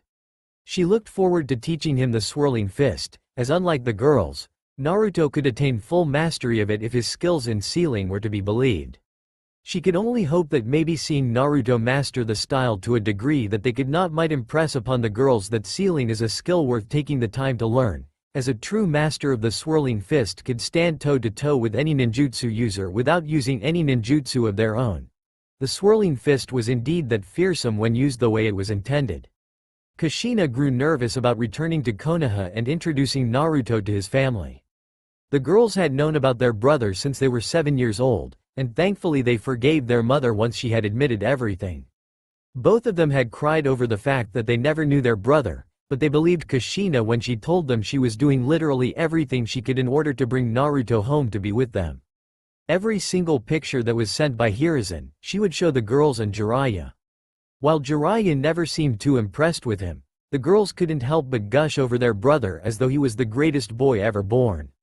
Narumi even had Kushina make copies of his most recent pictures for her. Kushina smiled and giggled as she thought about the crush that Narumi had developed on her brother in the last couple of years when she would catch her fawning over those pictures and blushing when she didn't think her mother was looking. She didn't doubt their love for their brother, but what concerned her was their pride bordering on arrogance due to having everything handed to them freely. She knew that Naruto knew no such privilege, and should the girls say the wrong thing to him, it could have disastrous consequences, and possibly destroy their chances of building any kind of family connection with their brother. Naruto had suffered. He had suffered beyond what any human being should ever have to suffer, and certainly more than anyone else ever had the right to inflict upon him. All the girls had ever really suffered as children was a bit of bullying at the park. They were 7 years old. Kushina had brought the girls to the park, as she would typically do to reward them after a long week of training.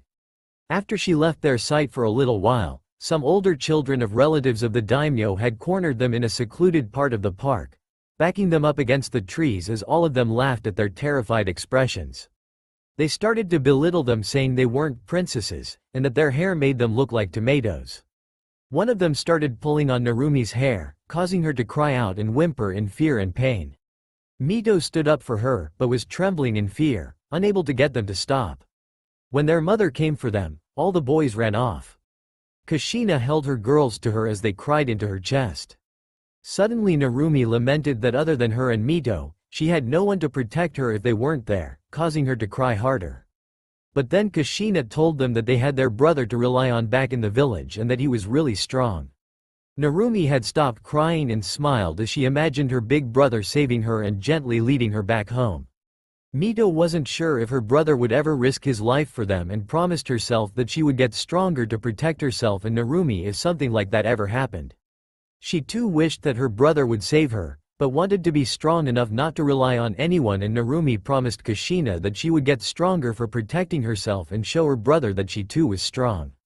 Mito's strength and skill were higher than Narumi's and they were the strongest in the capital their age, which again had caused Mito to become quite arrogant, and Narumi only less so, though she still retained her bubbly personality unlike Mito, who thought herself above everyone. Kushina could only hope that the girls would learn humility soon enough, and that it wouldn't have to be a painful lesson as it was often wont to be. She let her thoughts drift off as she lay down to sleep. Tomorrow would be a big day, and she couldn't see any ending that wouldn't be difficult or painful, so they would all need all the energy they could get. They were no inside the slug, which was moving at high speeds. Jiraiya going on ahead to report in and prepare Hiruzen for their arrival. When they were a few miles out, Kushina and the girls stepped out from the slug and took to the road, moving at a more casual pace. "So, Ka-chan," Narumi asked with a blush on her face, "what do you think Naruto Ni-chan will be like? Do you think he'll like me?" Kushina giggled at Narumi's implied question, though she answered it fairly, "Narumi-chan, I think Naru-chan is going to love a bubbly and pretty little sister like you." "You too, Mito-chan," her face and voice became somber as she continued, "it's how he'll react to me that I'm worried about." Mito tried to encourage her mother with a determined grin, "Don't worry, Ka-chan. Naruto Ni's bound to forgive you with how much you love him now. And if he doesn't, then I'll beat him black and blue until he does." Kushina suddenly turned on Mito in anger, her hair rising and flailing like 9 tails of fury. "You'll do no such thing, do you understand me?" Both Mito and Narumi were quite taken aback at this. Rarely had their mother been angry with them, and never had it been to this degree. Kushina explained herself, "Girls, listen to me. Naruto has been through a lot in his life. He has suffered things that the two of you couldn't even begin to understand, and he has suffered them all his life. He hasn't been treated well by the village at all, which is actually why I've been fighting so hard to bring him home over the years. I don't expect him to welcome us warmly at all. In fact, I'm preparing myself for the worst, and if he does end up blowing up or even attacking me, I will not retaliate or respond in a negative manner. And neither will the two of you, understand? Mito, don't you even joke about something like that ever again. Both of the girls just looked back and forth between their mother and each other, not knowing what to say. The rest of their trip was made in silence, the mood somber and oppressive. Kushina's fears as they approached Konoha's gates only became more pronounced, even to the point where the girls seemed to catch them as well, lumps rising in both of their throats as they became nervous about what might happen upon meeting their brother in a couple of hours. That's all for now. If you enjoy this video, then please like, share and do comments.